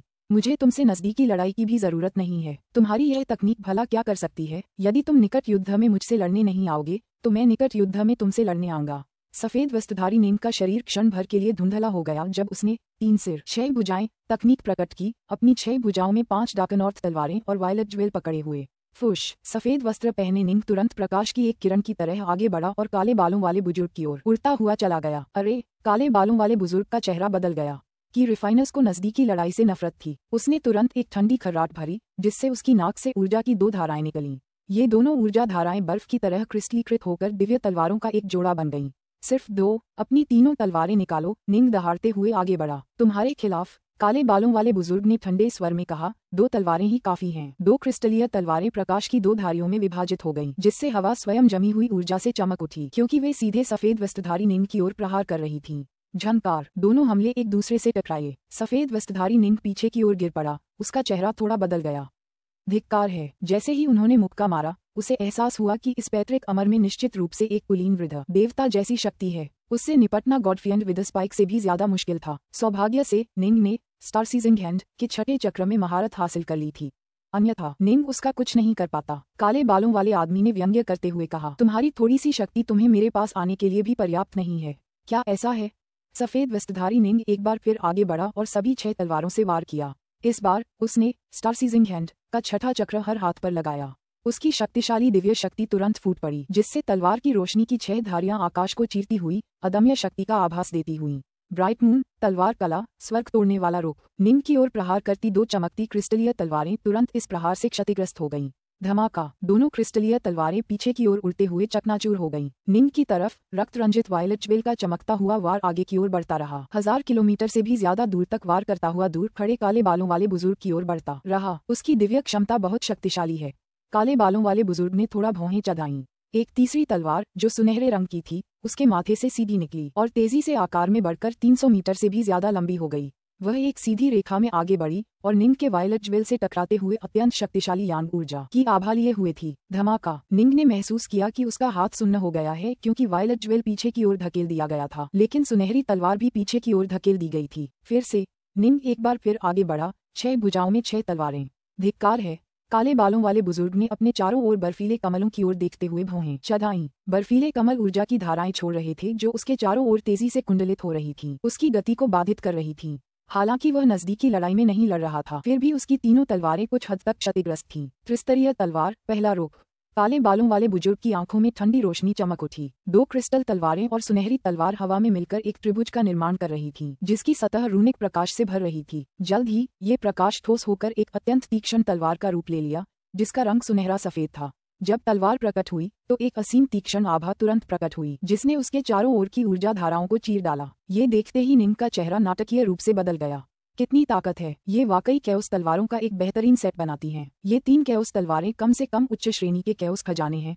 वास्तव में ये उच्च श्रेणी के कैओस खजाने हो सकते हैं। जब इनके अंदर की मोहरें मिलकर अपनी पूरी शक्ति प्रकट करती हैं, तो ये लगभग मेरी अपनी वायलेट ज्वेल जितनी शक्तिशाली होती हैं। 3 लोगों के ताओवादी 3 पवित्रताओं में भी कुछ ऐसा ही था। उसके पास 4 अराजकता तलवारें थीं, जिन्हें वह अमरवध तलवार आरेख के साथ जोड़ने में सक्षम था। निंग के अनुमान के अनुसार वह सेट भी शक्ति में वायलेट ज्वेल के करीब था। अराजकता खजानों का एक पूरा सेट इतना शक्तिशाली हो सकता है। ध्वस्त। दूर से काले वस्त्र पहने व्यक्ति ने गुस्से से दहाड़ लगाई। Swish, swish, swish, swish, swish, swish. 36 जमे हुए कमल, जो उसके चारों ओर हवा में लटके हुए थे, अचानक उल्कापिंडों की तरह उसकी ओर दौड़े और उसकी सफेद सुनहरी तलवार से टकराने लगे। स्वर्ग का हर एक जमे हुए कमल अविश्वसनीय गति से स्वर्गीय दाव की सीमाओं से कहीं आगे बढ़ रहा था। हालांकि यह एक साधारण प्रहार था, ये ब्राइट मून तलवार कला की छायाहीन मुद्रा पर आधारित था। झनकार, झनकार, झनकार। स्वर्ग के जमे हुए कमल एक के बाद एक टूटकर गिर पड़े। मार डालो। 3 सिर वाला, 6 भुजाओं वाला सफेद वस्त्र पहने निंग एक बार फिर अपनी 6 तलवारें तैयार करके आगे बढ़ा। सुनहरी सफेद तलवार ने सारे हमलों को ध्वस्त कर दिया। आखिरकार स्वर्ग के जमे हुए कमल मुख्यतः बर्फ की ऊर्जा मुक्त करके शत्रु को संकुचित करने के लिए ही बनाए गए थे। इस मामले में वे वाटर फ्लेम एपोकैलिप्स फॉर्मेशन के काफी समान थे। अगर उन्हें नष्ट करने के लिए इस्तेमाल किया जाता, तो वे ज्यादा से ज्यादा उच्च स्तरीय प्रोटोकॉस्मिक आत्मा खजानों के बराबर होते। इस मामले में वे बहुत कमजोर थे, जबकि सुनहरी सफेद तलवार लगभग वायलेट ज्वेल जितनी ही शक्तिशाली थी। जब उन्हें एक साथ जोड़ा गया, तो उन्होंने कैओस खजानों की शक्ति की सीमा को लगभग पार कर लिया था। धमाका। वायलेट ज्वेल एक ब्लैक होल में तब्दील हो गई और सोने सफेद तलवार से बचाव के लिए आगे बढ़ी, जबकि बाकी 5 तलवारें उस पर टूट पड़ीं। तलवार प्रकाश का ये ब्लैक होल वास्तव में सोने सफेद तलवार से पूरी तरह बचाव करने में सक्षम था। क्या? काले बालों वाले बुजुर्ग का चेहरा पूरी तरह बदल गया। ये तलवारबाजी। वह खुद तलवारबाज था। उसे तुरंत अंदाजा हो गया कि तलवार की वह रोशनी कितनी भयानक थी। तलवार की रोशनी का काला छेद शाश्वत और अक्षय लग रहा था, जिसका न कोई अंत था और न ही कोई शुरुआत। निंग बस ठंडी मुस्कान दे दी। नामहीन तलवार कला की पहली मुद्रा हाथस्वॉर्ड मुद्रा बहुत ही गहन थी। निंग इसमें महारत हासिल नहीं कर पाया। हालांकि विश्व देवता नॉर्थरेस्ट द्वारा छोड़े गए 98 पत्थर के स्तंभों का मुख्य उद्देश्य छिपे हुए ब्लेड का सिद्धांत सिखाना था। हाथस्वॉर्ड मुद्रा वास्तव में एक गहन आक्रामक और रक्षात्मक तकनीक का भी प्रतिनिधित्व करती थी। हाथस्वॉर्ड मुद्रा का विश्लेषण करने और फिर छिपे हुए ब्लेड के सिद्धांतों पर ध्यान केंद्रित करने के बाद निंग को लगा कि इसमें उसकी अपनी सोलहॉट मुद्रा के साथ कई समानताएं हैं। इस प्रकार उसने अपनी सभी अंतर्दृष्टियों को अपनी सोलहॉट मुद्रा में समाहित कर लिया, जिससे यह अब उसके द्वारा विकसित 5 मुद्राओं में सबसे गहन बन गई। मारना एक तलवार से अवरोध उत्पन्न करते हुए निंग ने आगे बढ़ना जारी रखा और अन्य तलवारों से हमला किया। त्रिस्तरीय तलवार दूसरा रुख। काले बालों वाले बुजुर्ग के चेहरे पर एक भद्दा भाव था। अब तक वह सिर्फ 2 ही रुख सुझा पाया था। गड़गड़ाहट। सोने सफेद तलवार अचानक घूमने लगी। निंग की तलवार की रोशनी का काला छेद तुरंत कांपने लगा। वह बस कुछ देर तक ही टिक सका, फिर टूट गया और सफेद सुनहरी तलवार ने तुरंत निंग की छाती पर वार किया, जिससे वह एक कदम पीछे हट गया। हालांकि वह उसकी त्वचा पर सिर्फ एक सफेद धब्बा ही छोड़ पाए। एक सुरक्षात्मक दिव्य क्षमता। काले बालों वाला बुजुर्ग हैरान था। फेंट गॉड्स नजदीकी युद्ध में कुशल थे, जिससे कि रिफाइनर्स को अंतहीन सिरदर्द होता था। फेंट गॉड्स जिनके पास असाधारण रूप से शक्तिशाली सुरक्षात्मक दिव्य क्षमताएं थीं, उनसे और भी ज्यादा सिरदर्द होता था। जाओ। हवा में जमे हुए कमल अचानक एक बार फिर काले बालों वाले बुजुर्ग की ओर टूट पड़े। काले बालों वाले बुजुर्ग के शरीर से एक काली जंजीर तुरंत उड़कर उसके चारों ओर लिपट गई और जमे हुए कमलों के सभी प्रहारों को रोक दिया। मार डालो। सफेद वस्त्र पहने निंग एक बार फिर आगे बढ़ा और काले बालों वाले बुजुर्ग का चेहरा तुरंत बेहद गंभीर हो गया। थोड़ी देर बाद मैं हार गया। काले बालों वाले बुजुर्ग ने हार मान ली। सफेद वस्त्रधारी निंग के कपड़ों में छेद हो गए थे, लेकिन उन छेदों को जल्द ही ठीक कर दिया गया। अगर मैं यहाँ फंस न गया होता और बिना भागे तुम्हारे हमलों को सहने के लिए मजबूर न होता तो तुम मेरा कुछ नहीं कर पाते। काले बालों वाले बुजुर्ग ने निंग को ठंडी निगाहों से देखा। निंग को मानना पड़ा कि यह सच था। उसकी सुरक्षात्मक दिव्य क्षमता और उसकी उत्कृष्ट तलवारबाजी के संयोजन ने यह संभव कर दिया कि हालांकि उस काले बालों वाले आदमी ने निंग से दूरी बनाए रखने की बहुत कोशिश की, फिर भी अंततः वह पकड़ा गया। जिस क्षण निंग ने उसे पकड़ा, वही क्षण उसने खो दिया। मैं तुम्हें ट्रायल्स तलवारें दे सकता हूँ। काले बालों वाले बुजुर्ग ने निंग की ओर देखा। निंग काले बालों वाले बुजुर्ग के सामने खड़ा था। उसकी जानलेवा नियत तेजी से उभर रही थी। पहले मुझे सिर्फ ट्रायल्स तलवारें चाहिए थीं। अब तुम्हारी जान मेरे हाथ में है। बेहतर होगा कि तुम आज्ञाकारी बनो और समर्पण करो। आज्ञा मानो। काले बालों वाले बुजुर्ग का चेहरा बदल गया, लेकिन फिर उसने एक हल्की सी हंसी निकाली। अगर मैं आज्ञा मानने और तुम्हारा अनुचर बनने को भी तैयार हो जाऊं, तो भी मेरे लिए ये जगह छोड़कर तुम्हारे साथ लड़ने का कोई रास्ता नहीं है, जब तक कि तुम मुझे इस कारागार से आजाद नहीं करवा सकते। मेरे पास तुम्हें रिहा करने का कोई रास्ता नहीं है, कम से कम अभी तो नहीं। निंग ने कहा। तो फिर आज्ञा पालन की बात ही क्यों की जाए? काले बालों वाले बुजुर्ग ने तिरस्कार से अपना सिर हिलाया। मुझे आपकी यादें खंगालनी है, निंग ने कहा। एक अमर पूर्वज को निश्चित रूप से बहुत सी बातें पता होंगी। हो सकता है कि वह युद्ध के लिए कुछ उपयोगी सीख ले। नामुमकिन। काले बालों वाले बुजुर्ग का चेहरा बदल गया और वह गुस्से से गरजा। मैं तुम्हारे अधीन रहने, तुम्हारा अनुचर बनने और तुम्हारी सेवा में मरते दम तक लड़ने को तैयार हूँ, लेकिन मुझे इस तरह शर्मिंदा करने के बारे में सोचना भी मत। मैं तुम्हें मेरी यादें ढूंढने देने के बजाय मरना पसंद करूंगा। निंग खुद को आह भरने से नहीं रोक सका। जैसी कि उम्मीद थी, ये सचमुच काफी कठिन होने वाला था। विश्वदेव नॉर्थरेस्ट की शिक्षा प्राप्त करने के बाद निंग को समझ में आया कि अनंत आदिकालीन अराजकता से गुजरते समय एक खास रिवाज था जिसे अनुचरों को साथ ले जाना कहा जाता था। कुछ अत्यंत शक्तिशाली साधकों के पास अक्सर अनुचर होते थे जो उनकी सेवा करते थे और उनका अनुसरण करते थे। सच्चे देवताओं और सच्चे अमरों को शक्तिहीन कमजोर माना जाता था, इसलिए उन्हें अक्सर पकड़कर गुलाम बना लिया जाता था। गॉडफ्रियन विदस्पाइक के 6 सेवकों में से 5 को इसी तरह गुलाम बनाया गया था। हालांकि सेबर जैसे अनुचर भी होते थे जो किसी का कर्ज चुकाने के लिए उसका पीछा करते थे। उन्हें नौकर तो कहा जा सकता था, लेकिन वे गुलाम नहीं थे। काले बालों वाला बुजुर्ग निंग का अनुचर बनने को तैयार था, लेकिन वह निंग को अपनी यादों को खोजने की अनुमति देने के लिए बिल्कुल तैयार नहीं था। अंतहीन आदिकालीन अराजकता में बड़े देवता और पैतृक अमर लोग आमतौर पर ऐसे व्यक्ति थे जिनका सम्मान और आदर किया जाता था। तो मेरे पास ऐसा करने के अलावा कोई चारा नहीं है। निंग ने काले बालों वाले बुजुर्ग को घूरा। उसकी आंखें हत्या के इरादे से भरी हुई थीं। हालांकि उसने तुरंत कोई कदम नहीं उठाया, बल्कि उस बुजुर्ग पर आखिरी बार दबाव बनाने की कोशिश करना चाहता था। मैं एक आखिरी रियायत दे सकता हूँ, काले बालों वाले बुजुर्ग ने दांत पीसते हुए कहा। मैं जिंदगी भर की कसम खा सकता हूँ कि मैं तुमसे कभी झूठ नहीं बोलूंगा। तुम मुझसे कोई भी सवाल पूछ सकते हो, जब तक तुम्हारे सवाल किसी ऐसे निजी मामले से जुड़े न हों जिस पर मैं किसी बाहरी व्यक्ति से बात नहीं कर सकता। मैं अपनी पूरी क्षमता से उनका जवाब दूंगा। एक जीवन रक्त शपथ। निंग की आंखें चमक उठीं। तुम्हारे पास कोई शपथ पत्थर है? सामान्यतः केवल विश्व देवता और अराजकता अमर ही जीवन रक्त शपथ ले सकते थे। ज्येष्ठ देवता पैट्रिक अमर और कमजोर साधक आमतौर पर जीवन रक्त शपथ तभी ले पाते थे जब वे शपथ पत्थर का उपयोग करते थे। मैं अपना स्कूल खोलने की तैयारी कर रहा था। बेशक मैंने बहुत पहले से ही एक शपथ पत्थर तैयार कर लिया था। काले बालों वाले बुजुर्ग ने अपना हाथ हिलाया, जिससे उसके अंदर एक जेड ग्लोब प्रकट हुआ।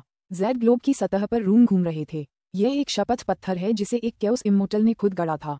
इसे खरीदने के लिए मुझे कैओस अमृत की 99 बूंदें खर्च करनी पड़ी। अराजकता अमृत शब्द सुनकर निंग प्रसन्न हो गया। पूर्वज अमर वास्तव में निम्न श्रेणी के साधकों से भिन्न थे। उनका दर्जा कहीं ऊंचा था और उनके खजाने कहीं बेहतर थे। वह इस व्यक्ति को अपना सिर झुकाने पर मजबूर कर पाया, सिर्फ इसलिए क्योंकि वह यहाँ फंसा हुआ था। 1000 किलोमीटर से ज्यादा दूर नहीं जा सकता था। बाहरी दुनिया में ये पूर्वज अमर बहुत पहले ही भाग गया होता। अब ये बिना मालिक की चीज है, तुम इसे बांध सकते हो। काले बालों वाले बुजुर्ग ने निंग को जेड ग्लोब दिया, एक शपथ पत्थर। निंग ने अपना हाथ हिलाया, जिससे वह उसकी ओर उड़ाया। उसने तुरंत उसे बांधना शुरू किया, फिर जीवन रक्त शपथ क्षमता को सक्रिय किया। अपनी जिंदगी की कसम खाओ। निंग ने काले बालों वाले बुजुर्ग की तरफ देखा। काले बालों वाले बुजुर्ग ने हल्की आह भरी। अनुचर, यह ओवसियर ज्यादा से ज्यादा शक्ति में उसके बराबर का ही था। अगर वे बाहरी दुनिया में होते तो वह इस आदमी का अनुचर बनने को बिल्कुल भी तैयार नहीं होता। फिर भी मौत के सामने उसने सिर झुकाना ही बेहतर समझा। काले बालों वाले बुजुर्ग ने अपना हाथ बढ़ाया और उसे शपथ पत्थर पर रख दिया। वह उस जीवनदायी शपथ को महसूस कर सकता था जो सक्रिय हो गई थी। उसने उससे लड़ने की कोशिश नहीं की, बल्कि उसने उसकी शक्ति उधार ली, जिससे उसकी आत्मा शपथ लेने लगी। मैं अपनी जान की कसम खाता हूँ कि मैं हमेशा शपथ पत्थर के स्वामी के रूप में निंग उस व्यक्ति की आत्मा द्वारा ली गई जीवनदायी शपथ को महसूस करने में सक्षम था। पुस्तक 23 अध्याय 12 त्रियूल तलवारें। गुरुजी, काले बालों वाले बुजुर्ग ने आदरपूर्वक कहा। जी निंग ने मन ही मन आह भरी। निंग खुद को बस एक नव आरोहित पूर्वज अमर के रूप में जानता था। ये बहुत संभव नहीं था कि वह अन्य ज्येष्ठ देवताओं या पूर्वज अमर को अपना अनुचर बनने के लिए बाध्य कर पाता, लेकिन वह ऐसा करने में सफल रहा। यदि वह आदिकालीन अराजकता में होता तो भले ही वह किसी अनुचर को अपने अधीन कर लेता, फिर भी अपने अनुचरों को खजाने और हथियार प्रदान करना उसकी जिम्मेदारी होती। यह एक अत्यंत निष्पक्ष संबंध था। यदि अनुचर को स्वामी के लिए अपनी जान जोखिम में डालनी होती तो स्वामी को अनुचर को साधना तकनीकें और खजाने प्रदान करने होते थे। यही कारण था कि शक्तिशाली साधकों को अनुचर प्राप्त करना आमतौर पर काफी आसान लगता था। दूसरी ओर निंग ने अपने सेवकों से उनके खजाने के लिए जबरन वसूली की। फिर भी काले बालों वाला बुजुर्ग यहीं बंद रहने वाला था। सिर्फ कोई विश्व देवता या अराजकता अमर ही उसकी जंजीरें तोड़ सकता था। इसलिए हालांकि उसने अपनी वफादारी की शपथ ली थी, फिर भी वह निंग की तरफ से सेवा नहीं कर सकता था। मुझे आपसे एक सवाल पूछने दीजिए। निंग ने काले बालों वाले बुजुर्ग की ओर देखा। क्या आपके पास कोई बुजुर्ग ईश्वरीय संरचना है? बुजुर्ग ईश्वरीय संरचना? काले बालों वाला बुजुर्ग हक्का बक्का रह गया। गुरुजी, शायद आप मेरे बारे में कुछ ज्यादा ही सोच रहे हैं। एक छोटा सा भी चलेगा, निंग ने जल्दी से कहा। या शायद यहाँ कैद बाकी 15 बड़े देवता और अमर पूर्वज। क्या उनमें से किसी के पास कोई बड़े देवता का स्वरूप होगा? 15? काले बालों वाला बुजुर्ग हैरान हुआ। कौन से 15? उसे बाकियों से अलग रखा गया था। वह जिन बड़े देवताओं और अमर पूर्वजों को जानता था वे ही उससे पहले यहाँ कैद किए गए थे। इनमें पैट्रिक अमर जेडेटाइड शामिल हैं। निंग ने अन्य सभी 15 नाम सूचीबद्ध किए। तो वह पागल भी यहीं कैद था? अच्छा अच्छा अच्छा। काले बालों वाला बुजुर्ग ये नाम सुनकर काफी अच्छे मूड में था, लेकिन फिर उसने निंग की तरफ देखा और अपना सिर हिला दिया। गुरु, बुजुर्ग देव रूप पाने की बात भूल जाए। हालांकि यहाँ कैद किए गए सभी बुजुर्ग देवता और अमर पूर्वज असाधारण हैं, लेकिन इस तरह के रूप हम जैसों के लिए नहीं हैं। पेंजिया का कोई भी बुजुर्ग देवता या अमर पूर्वज कोई भी बुजुर्ग देव रूप नहीं पा सकेगा, यहाँ तक कि वह भी जो सिर्फ 4 या 5 बुजुर्ग देवताओं के लिए है। सामान्य तौर पर सिर्फ विश्व देवता और अराजकता अमर ही उन्हें पा सकेंगे। एल्डर गॉड फॉर्मेशन कई विशेषज्ञों के लिए या सिर्फ कुछ के लिए हो सकता है। उदाहरण के लिए कुछ का इस्तेमाल केवल 6 बड़े देवताओं द्वारा किया जा सकता था। 6 बड़े देवता संरचना पत्थर के अलग अलग हिस्सों को बांधकर उन्हें स्वाभाविक रूप से एक विशाल संरचना में एक साथ जोड़ सकते थे। वे अपनी दिव्य शक्ति को एक दूसरे के साथ सहजता से साझा कर सकते थे, जिससे उनके हमलों की ताकत नाटकीय रूप से बढ़ जाती थी। एक एल्डर गॉड फॉर्मेशन जो 100 एल्डर गॉड्स का उपयोग कर सकता है, वह एक विश्व गॉड को भी अच्छी टक्कर दे सकेगा। यहाँ तक कि छोटे पैमाने के एल्डर गॉड फॉर्मेशन का उपयोग अन्य एल्डर गॉड्स और पैट्रिक अमरों पर आसानी से हावी होने के लिए किया जा सकता है। यह एक ऐसी चीज थी जिसे निंग हर हाल में हासिल करना चाहता था। जब से उसने विश्व देवता नॉर्थवेस्ट की विरासत से इनके बारे में सुना था, तब से वह इसे हासिल करना चाहता था। अगर नुवा एलायंस के एल्डर गॉड्स एक एल्डर गॉड फॉर्मेशन में एकजुट हो सकें, तो वे निश्चित रूप से सीमलेस गेट पर आसानी से अपना दबदबा बना सकेंगे। भले ही उनके पास पर्याप्त एल्डर गॉड्स न हों, फिर भी वे कुछ सच्चे गॉड्स का इस्तेमाल अस्थायी रूप से पदों को भरने के लिए कर सकेंगे। छोटे आकार के एल्डर गॉड फॉर्मेशन के लिए भी 500 बोतल कैओस अमृत की जरूरत होगी। काले बालों वाले एल्डर ने अपना सिर हिलाया। 500 बोतलें। पेंजिया के राजा ने उन 36 कैओस अमृत शोधक संरचनाओं के निर्माण में अविश्वसनीय मात्रा में संसाधन और कड़ी मेहनत खर्च की। हालांकि उन 36 संरचनाओं को कारागार कहा जाता है, पेंजिया के राजा की नजर में उनका असली मूल्य कैओस अमृत को आस्वित करने की उनकी क्षमता में निहित है। कैदखानों को पेंजिया का सबसे महत्वपूर्ण खजाना कहा जा सकता है। अगर एक भी कैदखाना आपके हाथ लग जाए तो इसका मतलब है कि पेंजिया का अराजकता साम्राज्य सचमुच नष्ट हो गया होगा। 36 कारागार लोग, प्रत्येक अराजकता चक्र में वे केवल लगभग 200 बोतल अराजकता अमृत ही बना सकते हैं। काले बालों वाले बुजुर्ग ने निंग की ओर देखा। एक पूरा अराजकता चक्र, लेकिन छोटे पैमाने के एल्डर गॉड फॉर्मेशन के लिए कम से कम 500 बोतल अराजकता अमृत की आवश्यकता होगी। विश्व देवता और अराजकता अमर इतनी कीमत वहन कर सकते हैं, लेकिन एल्डर गॉड और पैट्रिक अमर आमतौर पर नहीं कर सकते जब तक कि वे अत्यधिक शक्तिशाली न हों या उनका भाग्य अविश्वसनीय न हो। हम में से जो पेंजिया में रहते थे वे शायद ही कभी साहसिक कार्यों पर जाते और अपनी जान जोखिम में डालते। बेशक हमारे पास पर्याप्त खजाने नहीं होंगे। निंग ने सिर हिलाया। बड़े देवताओं को आमतौर पर 2 अलग अलग प्रकारों में विभाजित किया जा सकता है। पहले प्रकार में गोंगगोंग, सुइरेन या स्वॉर्डफादर ट्राल्स जैसे बड़े देवता शामिल थे। उन्होंने अपना पूरा जीवन एक ही अराजकता की दुनिया में बिताया, शायद ही कभी साहसिक कार्यों के लिए बाहर गए। दूसरे प्रकार के लोग थे जैसे लॉर्ड ऑफ ऑल थिंग्स या गॉडफाइंड विद अ स्पाइक। वे अक्सर साहसिक कार्यों पर निकल पड़ते थे। अपनी जान जाने के डर से वे सावधानी से काम लेते थे, लेकिन अगर वे सफल होते तो उन्हें शानदार इनाम मिल सकता था। निंग ने पूछा, आपके पास कितना अराजकता अमृत या अराजकता रत्न है? काले बालों वाले बुजुर्ग ने कहा, मेरे पास अराजकता अमृत की 2 बोतलें और लगभग 100 अराजकता रत्न हैं। निंग ने सिर हिलाया। कितना निराशाजनक। फिर भी एक साधारण अमर पूर्वज की औसत संपत्ति यही थी। आखिरकार उसके ज्यादातर संसाधन उन बहुमूल्य अराजकता खजानों को हासिल करने में ही खर्च हो गए होंगे। उदाहरण के लिए वह काली जंजीर अराजकता अमृत की कई बोतलों के बराबर होगी। ट्राल्स तलवारों के बारे में क्या? वे अराजकता अमृत की दर्जनों बोतलों के बराबर थीं और स्वॉर्डफादर ट्राल्स ने अनगिनत साल अपने संसाधन जुटाने के बाद ही उन्हें हासिल किया था। अराजकता अमृत अंतहीन आदिम अराजकता में एक आम मुद्रा की तरह था। यह अराजकता ऊर्जा का निकाला हुआ सार था और इसका उपयोग आत्मा, दिव्य शक्ति, अमर ऊर्जा, हृदय शक्ति, सभी शारीरिक घावों को भरने के लिए किया जा सकता था। काले बालों वाले बुजुर्ग से कुछ और सवाल पूछने के बाद निंग ने आखिरकार बुजुर्ग देव संरचना, विश्व महल या कोई और अविश्वसनीय रूप से शक्तिशाली खजाना हासिल करने का इरादा छोड़ दिया। ये वास्तव में अवास्तविक था। केवल सबसे राक्षसी रूप से शक्तिशाली बुजुर्ग देवताओं या पैतृक अमरों के पास ही ऐसे खजानों तक पहुंच थी, जैसे कि वे जो विश्व देवताओं और अराजकता अमरों से भी युद्ध करने में सक्षम थे। निंग ने कहा, आगे बढ़ो और मुझे अपने अराजकता खजाने दे दो। उफ। काले बालों वाले बुजुर्ग की आंखों में दर्द का भाव था, लेकिन फिर भी उसने हाथ हिलाया, जिससे 2 क्रिस्टलीय तलवारें और सुनहरी तलवारें एक साथ जुड़कर निंग की ओर उड़ गईं। काली जंजीरें भी प्रकट हुईं, उसके चारों ओर घूमती हुई। आपके पास केवल 2 हैं?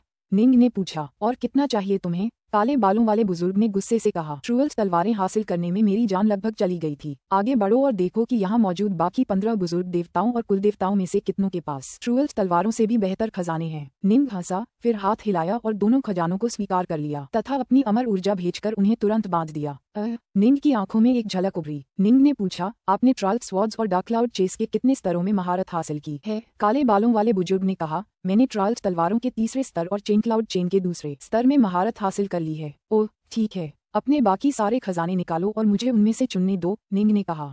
तुम? काले बालों वाला बुजुर्ग तुरंत अवाक रह गया। ये डकैती से भी बदतर था। ये कैसा आदमी है जो अपने ही सेवकों से इस तरह जबरन वसूली कर रहा है? निंग ने उस आदमी पर कोई ध्यान नहीं दिया क्योंकि वह खजानों को बटोर रहा था। ये खजाने उसके लिए ज्यादा उपयोगी नहीं थे और अराजकता अमृत की 2 बोतलें भी कोई खास फर्क नहीं डालती। लेकिन भविष्य में जब वह 3 लोगों से जाएगा तो उसे ये सुनिश्चित करना होगा कि उसके पास अपनी बेटी ब्राइट मून के लिए छोड़ने लायक अच्छी चीजें हों। काले बालों वाले बुजुर्ग को साफ करने के बाद निंग तुरंत वहां से चला गया। वह बुजुर्ग की तीखी, नाराजगी भरी नजरों का सामना करने को तैयार नहीं था। उन्होंने पास में ही एक पहाड़ ढूंढा और उसके ऊपर उतर गए। निंग ने अपना हाथ हिलाया, जिससे उसके सामने 3 अराजकता तलवारें और साथ ही बड़ी सांप जैसी काली जंजीरें हवा में प्रकट हो गईं। Black cloud chase. इसमें शक्ति के 3 स्तर हैं और इसे बमुश्किल ही एक उच्च श्रेणी का क्यूस खजाना माना जा सकता है। ट्राल्स तलवारें, इनमें असल में 6 स्तर की शक्ति होती है और तीनों ही उच्च श्रेणी के अराजकता खजाने हैं। एक साथ जुड़ने पर ये वास्तव में अराजकता के पूरे स्तर की शक्ति को पार कर जाते हैं। निंग ने मन ही मन सिर हिलाया, फिर खजानों को बांधने का परीक्षण करने लगा। सबसे पहले उन्होंने ब्लैक क्लाउड चेस को बांध दिया। ब्लैक क्लाउड चेन का इस्तेमाल दुश्मनों को बांधने और फंसाने के लिए किया जा सकता था, या फिर इसे उपयोगकर्ता के चारों ओर चक्कर लगाकर दुश्मन के हमलों को विफल करने के लिए इस्तेमाल किया जा सकता था। निंग के असली शरीर को इस तरह के सुरक्षात्मक खजाने की जरूरत नहीं थी, क्योंकि उसके पास एक बेहद मजबूत सुरक्षात्मक दिव्य क्षमता थी। लेकिन उसका प्राइमल ट्विन केवल एक पैतृक अमर था। उसके प्राइमल ट्विन का शरीर दुश्मन के हमलों का उसी तरह प्रतिरोध नहीं कर पाता, इसलिए ब्लैक क्लाउड चेन उसके लिए एक बहुत ही उपयोगी वस्तु बन जाती है। पहला स्तर काफी सरल है। दूसरा स्तर पूरा हो गया। 2 घंटे से थोड़ा ज्यादा समय बिताने के बाद निंग ने ब्लैक क्लाउड चेस के पहले 2 स्तरों पर महारत हासिल कर ली। ब्लैक क्लाउड चेस की आभा में नाटकीय रूप से तेजी से वृद्धि हुई और चेस भी ज्यादा तेजी से चलने लगी। निंग की तलवारबाजी वाकई अविश्वसनीय रूप से गहन स्तर पर थी। नतीजतन अब वह 9 अराजकता मोहरों में से 6 में पारंगत हो गया था। हालांकि उसने अपना कुछ ही समय उनका विश्लेषण करने में बिताया था। यहाँ तक कि आदिकालीन युग में ताओवादी 3 शुद्धताओं ने भी केवल 7 अराजकता मोहरों में ही पारंगत किया था। इस प्रकार वह ब्लैक क्लाउड चेन के पहले 2 स्तरों में आसानी से पारंगत हो गया। तीसरा लेवल बहुत मुश्किल है, मैं इसे इतने कम समय में अनलॉक नहीं कर पाऊंगा। निंग ने हार मानने से पहले 6 घंटे और जंजीरों पर काम किया। मैं पहले ट्राल्ट तलवारों पर ध्यान दूंगा। वायलेट ज्वेल अब भी सबसे बेहतरीन है, इसमें कोई बंधन या स्तर नहीं है जिन्हें मुझे बांधना और खोलना है, निंग ने आह भरते हुए कहा। आखिरकार यह एक दिव्य तलवार है जिसके भीतर एक मूल सार है। अराजकता के हथियार काफी उच्च स्तरीय हथियार माने जाते थे। अराजकता के हथियारों से ऊपर दाव हथियार थे। विश्व देवता और अराजकता अमर आमतौर पर दाव हथियारों का इस्तेमाल करते थे। हालांकि वायलेट ज्वेल कुछ ऐसा था जो दाव हथियारों से भी आगे था। इसमें एक मूल सार भी था। निंग ने तलवार की केवल ऊपरी परत की मरम्मत की थी, लेकिन फिर भी ये किसी भी कैओस हथियार से ज्यादा शक्तिशाली होने के लिए पर्याप्त था। लेकिन जाहिर है वायलेट ज्वेल एक ऐसा हथियार था जिसके लिए विश्व देवता और अराजकता अमर भी पागल हो जाते। जब विश्व देवता नॉर्थवेस्ट इतने साल पहले भाग गए थे तो उन्होंने अपनी सच्ची आत्मा को तलवार पर सवार होकर भेजा था। उनके बाकी सारे खजाने खो गए थे, यहाँ तक कि उनका शरीर भी खो गया था। उनके पास अब सिर्फ उनकी सच्ची आत्मा और उनकी कीमती तलवार ही बची थी। पुस्तक 23 अध्याय 13 युद्ध शुरू होता है। मुझे सच में आश्चर्य है कि भागते समय विश्व देवता नॉर्थवेस्ट किस तरह की घिनौनी जगहों में घुस गए होंगे। वायलेट ज्वेल जैसी मजबूत और कीमती चीज भी इतनी बुरी तरह क्षतिग्रस्त हो गई। जी निंग आह भरने से खुद को नहीं रोक पाए। विश्व देवता नॉर्थवेस्ट का पीछा करने वाले वे 3 वुजियाओ देव जानवर विश्व देवताओं के बीच भी बहुत प्रसिद्ध थे। जब उन्होंने उन पर हमला किया तो उन्होंने ऐसा उनकी सच्ची आत्मा का विनाश करने के उद्देश्य से किया। अगर विश्व देवता नॉर्थवेस्ट वास्टेविन महल तक संदेश भेजने में कामयाब हो जाते तो उन तीनों का विनाश हो जाता। इसलिए जब विश्व देवता नॉर्थवेस्ट बेतहाशा भागे तो उन तीनों ने भी उतनी ही बेतहाशा उनका पीछा किया। विश्व देवता नॉर्थवेस्ट के पास बस उनकी आत्मा और तलवार के अवशेष बचे थे। भागने के लिए वे हर उस खतरनाक इलाके में भागे जहां उन्हें जाना जाता था, यहाँ तक कि वे इलाके भी जो विश्व देवताओं के लिए भी बेहद घातक माने जाते थे। जहाँ तक तीनों वुजियाओ देव जानवरों की बात है, वे भी उन जगहों में घुस गए थे। साधक अपने स्वभाव के कारण अक्सर खतरनाक क्षेत्रों में प्रवेश कर जाते थे। तीनों वुजियाओ देव जानवर केवल उन्हीं स्थानों में प्रवेश करने का साहस नहीं करते थे जहां मृत्यु निश्चित थी। अंतरिक्ष में टेलीपोर्ट करते हुए, समय में पलकें झपकाते हुए, खतरनाक क्षेत्रों में गोते लगाते हुए। आखिरकार वायलेट ज्वेल को भी बुरी तरह नुकसान पहुंचा। आखिरकार वह 3 लोकों में भागने में कामयाब तो हो गया, लेकिन अब वह और आगे नहीं भाग सकता था। जहाँ तक वायलेट ज्वेल की बात है, उसका एकमात्र हिस्सा जो अक्षुण और अक्षुण रहा वह था उसका मूल सार जो बिल्कुल स्थिर था। निंग चुपचाप वहां बैठा तलवारें बांधते हुए ध्यान कर रहा था। ट्राल्ट तलवारों की मोहरें स्पष्ट रूप से कहीं अधिक जटिल थीं। वह केवल पहले और दूसरे स्तर को ही बांध और खोल सकता था।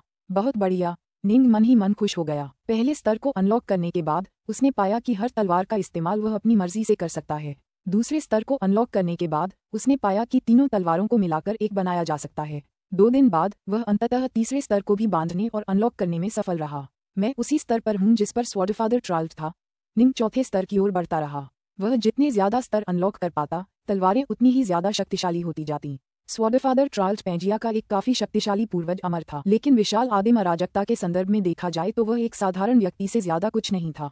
यहाँ तक कि सभी चीजों के स्वामी जैसे लोग भी ब्रह्मांड के बड़े देवताओं और पूर्वज अमरों के बीच एक मामूली व्यक्ति से ज्यादा कुछ नहीं थे। चौथा स्तर काफी कठिन है, फिर भी समय मिलने पर मैं इसमें महारत हासिल कर लूंगा। आधे दिन तक इस पर काम करने के बाद निंग की भौहें तन गईं। उसे लग रहा था कि इसमें महारत हासिल करने में उसे कई साल लग जाएंगे। हेविंगेजर टॉवर ऑफ रेडियंस में इस प्रक्रिया को पूरा करना सबसे अच्छा है। क्रिसेंट दुनिया। काले वस्त्र पहने निंग अपनी बेटी ब्राइट मून के साथ मछली पकड़ रहा था। उसका मुख्य सच्चा शरीर और उसका मुख्य प्राइमल ट्विन दोनों ही जेल की दुनिया में थे। केवल उसका बैकअप प्राइमल ट्विन ही क्रिसेंट दुनिया में रह गया था। युवा मालिक पहले ही 12 मछलियां पकड़ चुका है। ब्राइट मून, तुमने तो एक भी नहीं पकड़ी। ऑटम लीफ ने मछलियों की बाल्टियों में देखा, फिर मुस्कुराकर ब्राइट मून को चिढ़ाया। मुझे कैसे पता चलेगा कि क्या हो रहा है? ब्राइट मून ने पास खड़े अपने पिता को घूरा। पिताजी, क्या आप धोखा दे रहे हैं? निंग ने ब्राइट मून की ओर देखा। ब्राइट मून यू वेई से काफी मिलती जुलती थी और उसे भी अपनी माँ की तरह काले कपड़े पहनना पसंद था। जब भी वह अपनी बेटी को देखता तो अपनी बड़ी प्रशिक्षु बहन यू वेई के बारे में सोचे बिना नहीं रह पाता था। वरिष्ठ प्रशिक्षु बहन। निंग ने मन ही मन बुदबुदाया, युद्ध के बाद मैं तीनों लोगों को छोड़ दूंगा। आखिरकार तीनों लोग एक छोटी सी जगह है। यहाँ ऐसी कोई तकनीक नहीं है जिससे मैं तुम्हें बचा सकूं, लेकिन शायद बाहरी दुनिया में कोई उपाय हो। एक कारण ये था कि वह तीनों लोगों को छोड़कर वास्तेवेन महल को ढूंढने जा रहा था। दूसरा कारण ये था कि निंग अभी भी इस उम्मीद की एक पतली सी किरण से चिपका हुआ था कि शायद एक दिन उसे अपनी पत्नी को बचाने का कोई रास्ता मिल जाए। तुलनात्मक रूप से अपने माता पिता को बचाना कहीं ज्यादा आसान होता, उसे बस एक विश्व देवता या अराजकता अमर बनना था। हालांकि अपनी पत्नी को बचाना बेहद मुश्किल होता। ब्राइट मून, तुम मुझे बाज की तरह देख रही हो, अगर मैंने धोखा दिया होता तो तुम्हें पता चल जाता, है ना? निंग हंसते हुए बोला, पिताजी, आपने जल के स्वर्गीय दाव में महारत हासिल कर ली है। अगर आप धोखा दे रहे होते तो मेरी जैसी छोटी बच्ची कैसे पता लगा पाती? ब्राइट मून बुदबुदाई। आहा, निंग हंसा। जब भी वह अपनी बेटी के साथ होता तो मुस्कुराए बिना नहीं रह पाता। जी निंग, कर्म भाग्य की अंतिम लड़ाई फिर से शुरू होने वाली है। तुरंत ऑललांस पैलेस में आ जाओ। सुभूति की आवाज अचानक निंग के कानों में गूंजी। ब्राइट मून के बगल में निंग अचानक हंसते हुए रुक गया। तो आखिरकार यह शुरू हो गया। निंग की सांसें थोड़ी तेज हो गईं। पिताजी, ब्राइट मून ने निंग की ओर देखा। क्या हुआ? कुछ नहीं, चलो मछली पकड़ते रहें, निंग ने मुस्कुराते हुए कहा। आदिकालीन अराजकता में गहरे स्थित बर्फीला तारा। फुफकार। सफेद वस्त्र पहने निंग अचानक बर्फीले तारे के ऊपर आसमान में प्रकट हुआ। आखिरकार यह शुरू हो गया है। निंग तेजी से शून्य में उड़ गया और गायब हो गया। ऑललांस पैलेस। स्वूश। सफेद वस्त्र पहने जी निंग अचानक ऑललांस पैलेस के द्वार पर प्रकट हुए। उनके प्रकट होते ही महल के अंदर की सभी प्रमुख शक्तियां उनकी ओर देखने लगीं। चूंकि उनका असली शरीर और उनका प्राइमल ट्विन दोनों ही कारागार में प्रवेश कर चुके थे और बाहरी दुनिया से पूरी तरह अलग हो चुके थे, इसलिए निंग के लिए ऑललांस पैलेस में किसी अवतार को मौजूद रखना संभव नहीं था। जी निंग आ गई है। ताओवादी 3 पवित्रताएं उठ खड़ी हुईं। चलो चलें, सीमलेस गेट ने अपनी सेना पहले ही जुटा ली है, चलो हम भी अपनी सेना जुटाएं। सही, सभी प्रमुख शक्तियों ने अपने असली शरीर भेज दिए थे, क्योंकि वे सभी जानते थे कि कर्म भाग्य की अंतिम लड़ाई शुरू होते ही अंत्ययुद्ध निश्चित रूप से निकट आ जाएगा। इस प्रकार फूक्सी और शेनोंग सहित सभी आदिकालीन अराजकता से जल्दी ही वापस आ गए थे। वास्तव में धूसर वस्त्र पहने वह झुका हुआ नकाबपोश व्यक्ति भी प्रकट हो गया था। निंग ने नकाबपोश भूरे वस्त्रधारी व्यक्ति पर नजर डाली। उसने मन ही मन सोचा, ये तो गुंगोंग होना चाहिए। ताओवादी 3 पवित्रताएं, भगवान तथागत बुद्ध, सुइरेन, फूशी, शेनोंग, होई, जी निंग और धूसर वस्त्रधारी व्यक्ति समूह के शीर्ष पर चल रहे थे। उनके पीछे सुभूति और बाकी प्रमुख शक्तियां चल रही थीं। प्रमुख शक्तियों का विस्मयकारी समूह ऑललांस पैलेस से बाहर निकलकर हवा में उड़ गया। निंग ने नीचे की ओर देखा। उसने तुरंत देखा कि महान यू का मानवलोक अमर सेनाओं के विशाल समूह से भरा हुआ था। सेनाएं क्षितिज तक फैली हुई थीं, मानो अनगिनत ड्रैगन पूरी दुनिया में कुंडली मारे बैठे हों। 3 लोकों में नुवा गठबंधन की सभी अमर सेनाओं और दानव देव सेनाओं को बुला लिया गया है। ताओवादी 3 पवित्रताओं ने धीमी आह भरी। शुवान युआन, आदेश दो। हाँ, पीले सम्राट जुवान युआन उसके पीछे खड़े थे। उन्होंने तुरंत मानसिक आदेश भेजा। लड़ाई करो। गड़गड़ाहट। उनके सामने आकाश में विशाल आंसू दिखाई देने लगे। एक के बाद एक अमर सेनाएं आगे बढ़ने लगीं और आकाश में आंसुओं की ओर बढ़ने लगीं। कर्म भाग्य की इस अंतिम लड़ाई का मैदान विशाल शून्य ही होगा। पिछले विश्वयुद्धों के दौरान विभिन्न प्रमुख शक्तियों ने प्रमुख विश्वों को स्थिर रखने के लिए कार्य किया था, जिससे उनके लिए प्रत्येक पक्ष द्वारा किए गए विनाशकारी विनाश को सहन करना संभव हो गया था। हालांकि कर्म भाग्य की इस अंतिम लड़ाई में जरूरत से ज्यादा अमर और दुष्ट देवता शामिल थे। ये संख्या पूरे 3 लोकों में मौजूद लगभग सभी अमर और दुष्ट देवताओं का प्रतिनिधित्व करती थी।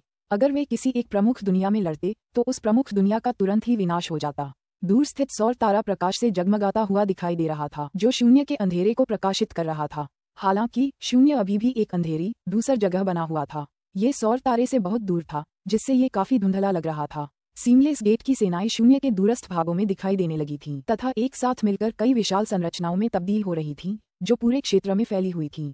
नुवा गठबंधन की अमर सेनाएं अपनी अपनी स्थानिक दरारों से बाहर निकलती रहीं और पूर्व निर्धारित क्रम में आगे बढ़ती रहीं। दोनों पक्ष अपने शत्रुओं को घूर रहे थे, जो उनसे करोड़ों किलोमीटर की दूरी पर थे। प्रत्येक पक्ष की सेनाओं के पीछे उनकी प्रमुख शक्तियां थीं। ताओवादी 3 पवित्रताएं, भगवान तथागत, सुइरेन, शेनोंग, फूक्सी, होई, मुखौटाधारी व्यक्ति तथा शेष प्रमुख शक्तियां सभी अपनी सेनाओं के पीछे खड़े होकर अपने आगे की शत्रु सेनाओं को घूर रहे थे। हम अनगिनत वर्षों से फलते फूलते रहे हैं, फूक्सी ने धीरे से कहा। प्रमुख शक्तियों की बात करें तो स्वर्ग के देवता, सच्चे अमर और यहाँ तक कि दिव्य अमर 3 लोकों के इस युग में आदिकाल के दौरान जितने भी देवता थे, उनसे कहीं ज्यादा मौजूद हैं। ये युद्ध उस युद्ध से भी कहीं ज्यादा बड़ा है जिसने आदि युग का अंत किया था। ताओवादी 3 पवित्रताओं ने भी धीरे से सिर हिलाया। शुवान युआन, अब ये तुम पर निर्भर है। भगवान बुद्ध ने पास खड़े पीले सम्राट की ओर देखा। ठीक है। पीले सम्राट जुवान युआन ने सिर हिलाया। इस युद्ध में अपनी सेनाओं का निर्देशन करना पीले सम्राट की जिम्मेदारी थी। निंग की बात करें तो वह उनकी विशाल सहयोगी सेनाओं को घूर रहा था। जैसे ही उसने उनकी पंक्तियों पर नजर डाली, उसे कई चेहरे दिखाई दिए जिन्हें वह पहचानता था। उनमें उसके साथी प्रशिक्षु भी शामिल थे, जैसे कि वरिष्ठ प्रशिक्षु बहन एम्पायरियन फीनिक्स, जुनवू और गोल्ड क्रो। उनमें निंग के अपने अधीनस्थ भी शामिल थे, जैसे कि नाइन फैंग्स, प्राइम लाइट और सनब्लेज। उसने जिया सम्राट के साथ साथ अंडरमून झील से बचाए गए एम्पायरियन देवताओं को भी देखा, जैसे कि 7 ड्रैगन देवता, ओडविच, ईस्टवॉइड, ब्यूयू और सिन। निंग की आंखें टॉर्च की रोशनी से चमक उठीं जब उसने सीमलेस गेट की विशाल सेना को घूरना शुरू किया। उसने तुरंत स्वॉर्ड इमोर्टल एवरग्रीन को देखा, माउंट ड्रैगनीटर के 3 डायरे मॉन्स्टर देवता, फेयरी डेडग्रास, ट्रू इमोर्टल गॉडी, डार्क नॉर्थ। क्या तुम्हें अब भी वह याद है? भगवान तथागत ने अचानक दूर एक आकृति की ओर इशारा करते हुए निंग से कहा। निंग ने तथागत की उंगली का अनुसरण किया और उनकी सेना के एक कमांडर को देखा। यह एक नंगे पांव बोधिसत्व थे, जो पीले वस्त्र पहने हुए थे और जिनका चेहरा पीला और सुंदर था। वह निंग को तुरंत लगा कि यह व्यक्ति काफी परिचित लग रहा है। बोधिसत्व ईस्टलक, भगवान बुद्ध ने हंसते हुए कहा। ईस्टलक, निंग को तुरंत वह आदमी याद आ गया। कोई आश्चर्य नहीं कि वह जाना पहचाना सा लग रहा था। जब निंग पहली बार 5 खजाने तलवारबाजी सीखने गया था, जो दाव फादर फुजो पीछे छोड़ गए थे, तो उसका सामना इस बिगवेल राजकुमार ईस्टलक से हुआ था। निंग ने राजकुमार ईस्टलक को 300 साल के लिए एक सराय में नौकर बनने का आदेश दिया था और यह भी आदेश दिया था कि वह दूसरों को बिना किसी विरोध या जवाब के उसे मारने और डांटने की इजाजत दे। ठीक है, आपने उसे 300 वर्षों तक नश्वर संसार में सेवक के रूप में काम करने के लिए भेजा था, ताकि उसका अहंकार शांत हो सके। इसके बजाय वह वास्तव में अपने हृदय को समझ पाया। अंततः उसने ताओ को समझ लिया और एक दिव्य अमर बन गया, फिर मेरे बौद्ध संघ में शामिल हो गया। उसकी प्रगति की गति अद्भुत थी। भगवान बुद्ध ने प्रशंसा से आह भरी। उसके पास सचमुच एक बुद्ध का हृदय है और मेरी बौद्ध विधियां उसके लिए एकदम उपयुक्त थीं। अगर उसे पर्याप्त समय दिया जाता तो उसके एक महान शक्ति बनने की भी अच्छी संभावना होती। अफसोस, युद्ध आ ही गया। निंग भी बहुत खुश हुआ। उसने कभी सोचा भी नहीं था कि जिस बिगवेल राजकुमार ईस्टलक ने उसे उकसाया था, वह बोधिसत्व ईस्टलक बन जाएगा। निंग उनकी सेनाओं को घूरता रहा। ऐसे कई लोग थे जिनसे उसके संबंध थे, कुछ ऐसे भी थे जो उससे द्वेष रखते थे। वे सभी विभिन्न अमर और दुष्ट देवताओं की सेनाओं में बिखरे हुए थे। उस समय वे युद्ध में शतरंज के छोटे मोटे मोहरों से ज्यादा कुछ नहीं थे। हालांकि निंग ने अपनी साधना के जरिए अपने लिए एक रास्ता बना लिया था। उसे भाग्य और अवसर का भी आशीर्वाद मिला था और परिणामस्वरूप वह अब शक्ति के शिखर पर था। वह पूरे युद्ध को सचमुच प्रभावित करने में सक्षम था। मुझे आश्चर्य है कि युद्ध के बाद उनमें से कितने जीवित बचेंगे। निंग चुपचाप उन सबको देखता रहा। निर्बाध द्वार। पीले सम्राट जुवान युआन की आवाज अनंत शून्य में गूंज उठी। हर एक अमर और राक्षस के कानों में गूंज रही थी। हमने तुम्हें एक बार हमारे 3 लोकों में प्रवेश करने और हमारे बीच रहने की अनुमति दी थी। तुम्हारा कृतघ्न होना एक बात है, लेकिन तुमने एक बार फिर उपद्रव मचाने और इतना बड़ा युद्ध छेड़ने की हिम्मत कैसे की? तुम तो इतने नीच और बेशर्म थे कि तुमने हमारी प्रमुख शक्तियों, स्वर्ग के देवताओं और सच्चे अमरों के परिवार और दोस्तों की हत्या कर दी। अब तुम लड़ना चाहते हो? क्या तुम्हें लगता है कि हमारा पक्ष तुमसे डरता है? हाँ, तुम इतने सालों पहले युद्ध हार चुके हो और इस बार भी हार जाओगे। बकवास बंद करो। दूर सीमलेस गेट की प्रमुख शक्तियों के बीच से एक ठंडी हंसी गूंजी। विजेता खुद को राजा घोषित करते हैं, जबकि हारने वालों का डाकू कहकर मजाक उड़ाया जाता है।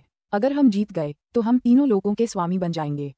हम में से केवल एक ही बच पाएगा, तो फिर तुम सब मर सकते हो। पीले सम्राट जुवान युआन की ठंडी आवाज शून्य में गूंज उठी। मार डालो। पीले सम्राट जुवान युआन ने आदेश दिया। मार डालो, मार डालो, मार डालो। ऐसा लग रहा था जैसे पूरा शून्य इन चीखों से भर गया हो। असंख्य सेनाओं में मौजूद करोड़ों अमर और राक्षस सभी भयंकर गर्जना कर रहे थे, जिससे पूरे त्रिलोक कांप उठे। पुस्तक 23, अध्याय 14, कर्म भाग्य के लिए युद्ध। 1। अमर और दुष्ट देवताओं की 2 विशाल सेनाएं एक दूसरे पर टूट पड़ी, मानो 2 विशाल निहाइयां हों। बेशक जो आगे बढ़ रहे थे वे ही करीबी युद्ध में कुशल थे। पीछे की ओर कई प्राचीन विशाल सेनाएं थीं, जो युद्धभूमि पर बड़े बड़े जादू और हमले कर रही थीं। इन हमलों ने सूरज को ढक दिया, जिससे शून्य भी टुकड़े टुकड़े होकर बिखर गया। पीले सम्राट जुवान युआन ने गंभीरतापूर्वक और सावधानीपूर्वक अपने सैनिकों को तैनात किया।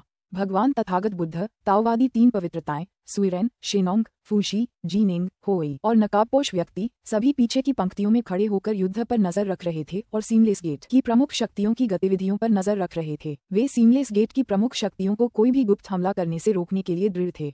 अब जबकि कर्म के भाग्य के लिए अंतिम लड़ाई शुरू हो चुकी थी, ये संभव था कि सीमलेस गेट की प्रमुख शक्तियां अचानक एंडवार शुरू कर देती यदि उन्हें लगता कि वे हार रहे हैं। अभी फायदा हमारे पास है, दाओवादी 3 पवित्रताओं ने ठंडे स्वर में कहा। हम एंडवार शुरू करने में जल्दबाजी नहीं करेंगे। हालांकि सीमलेस गेट अलग है, उनके पास खेलने के लिए थोड़ा कमजोर हाथ है। एक बार जब वे जीत से पूरी तरह निराश हो जाएंगे तो वे एंडवार शुरू कर देंगे। सुइरेन, जीनिंग, तुम दोनों सबसे तेज हो। जब समय आएगा तो सीमलेस गेट के छिपे हुए हमलों को रोकना तुम दोनों पर ही निर्भर होगा। ठीक है, सुइरेन ने सिर हिलाया। ठीक है, निंग ने भी सिर हिलाया। उन दोनों ने 9 हॉर्न लाइटनिंग सरपेंट तकनीक में महारत हासिल कर ली थी। यदि सीमलेस गेट कोई गुप्त हमला करता तो वे उसे रोक सकते थे। तथागत ने धीरे से कहा, हमारे पक्ष में पहले से ही हताहत होने लगे हैं। हताहतों को पूरी तरह से टालना नामुमकिन है। सुइरेन की आंखें दिव्य शक्ति से चमक रही थीं और युद्ध करने की इच्छा उसके पूरे शरीर से झलक रही थी। उसने धीमी आवाज में कहा, कभी कभी जीत तभी मिलती है जब आप खून से कीमत चुकाते हैं। सुइरेन ही थे जिन्होंने मानव जाति को गुमनामी से शक्ति की ओर अग्रसर किया था।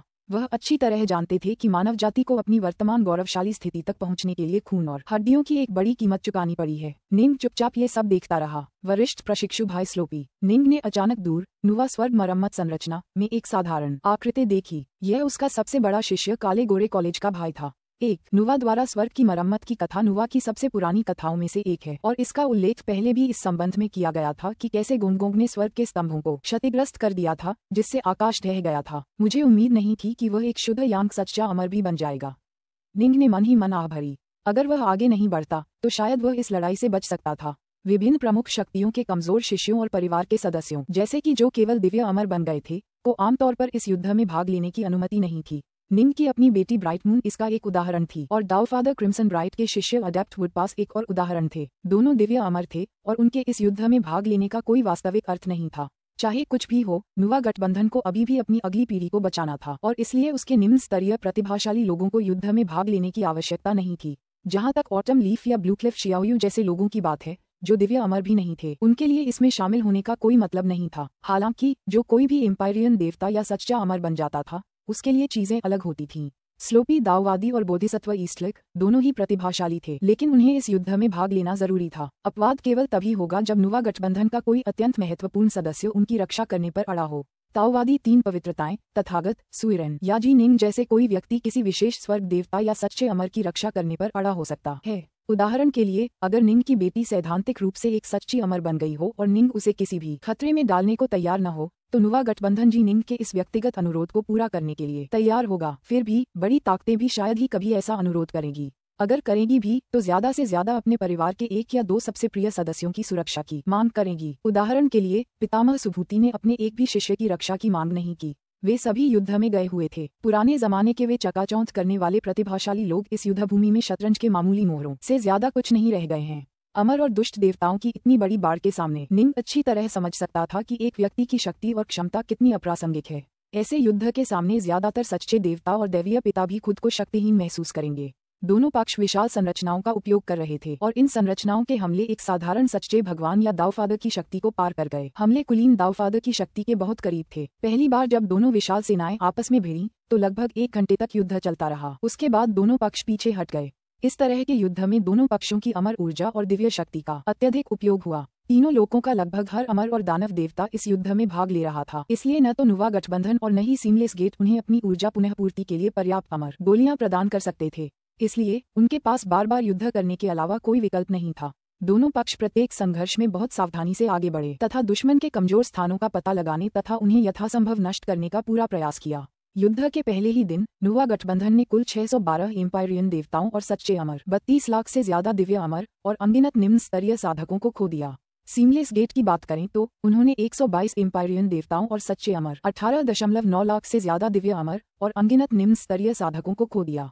युद्ध के छठे दिन तक नुवा गठबंधन ने कुल 925 एम्पायरियन देवताओं और सच्चे अमर, 56.2 लाख से ज्यादा दिव्य अमर और अनगिनत निम्न स्तरीय साधकों को खो दिया था।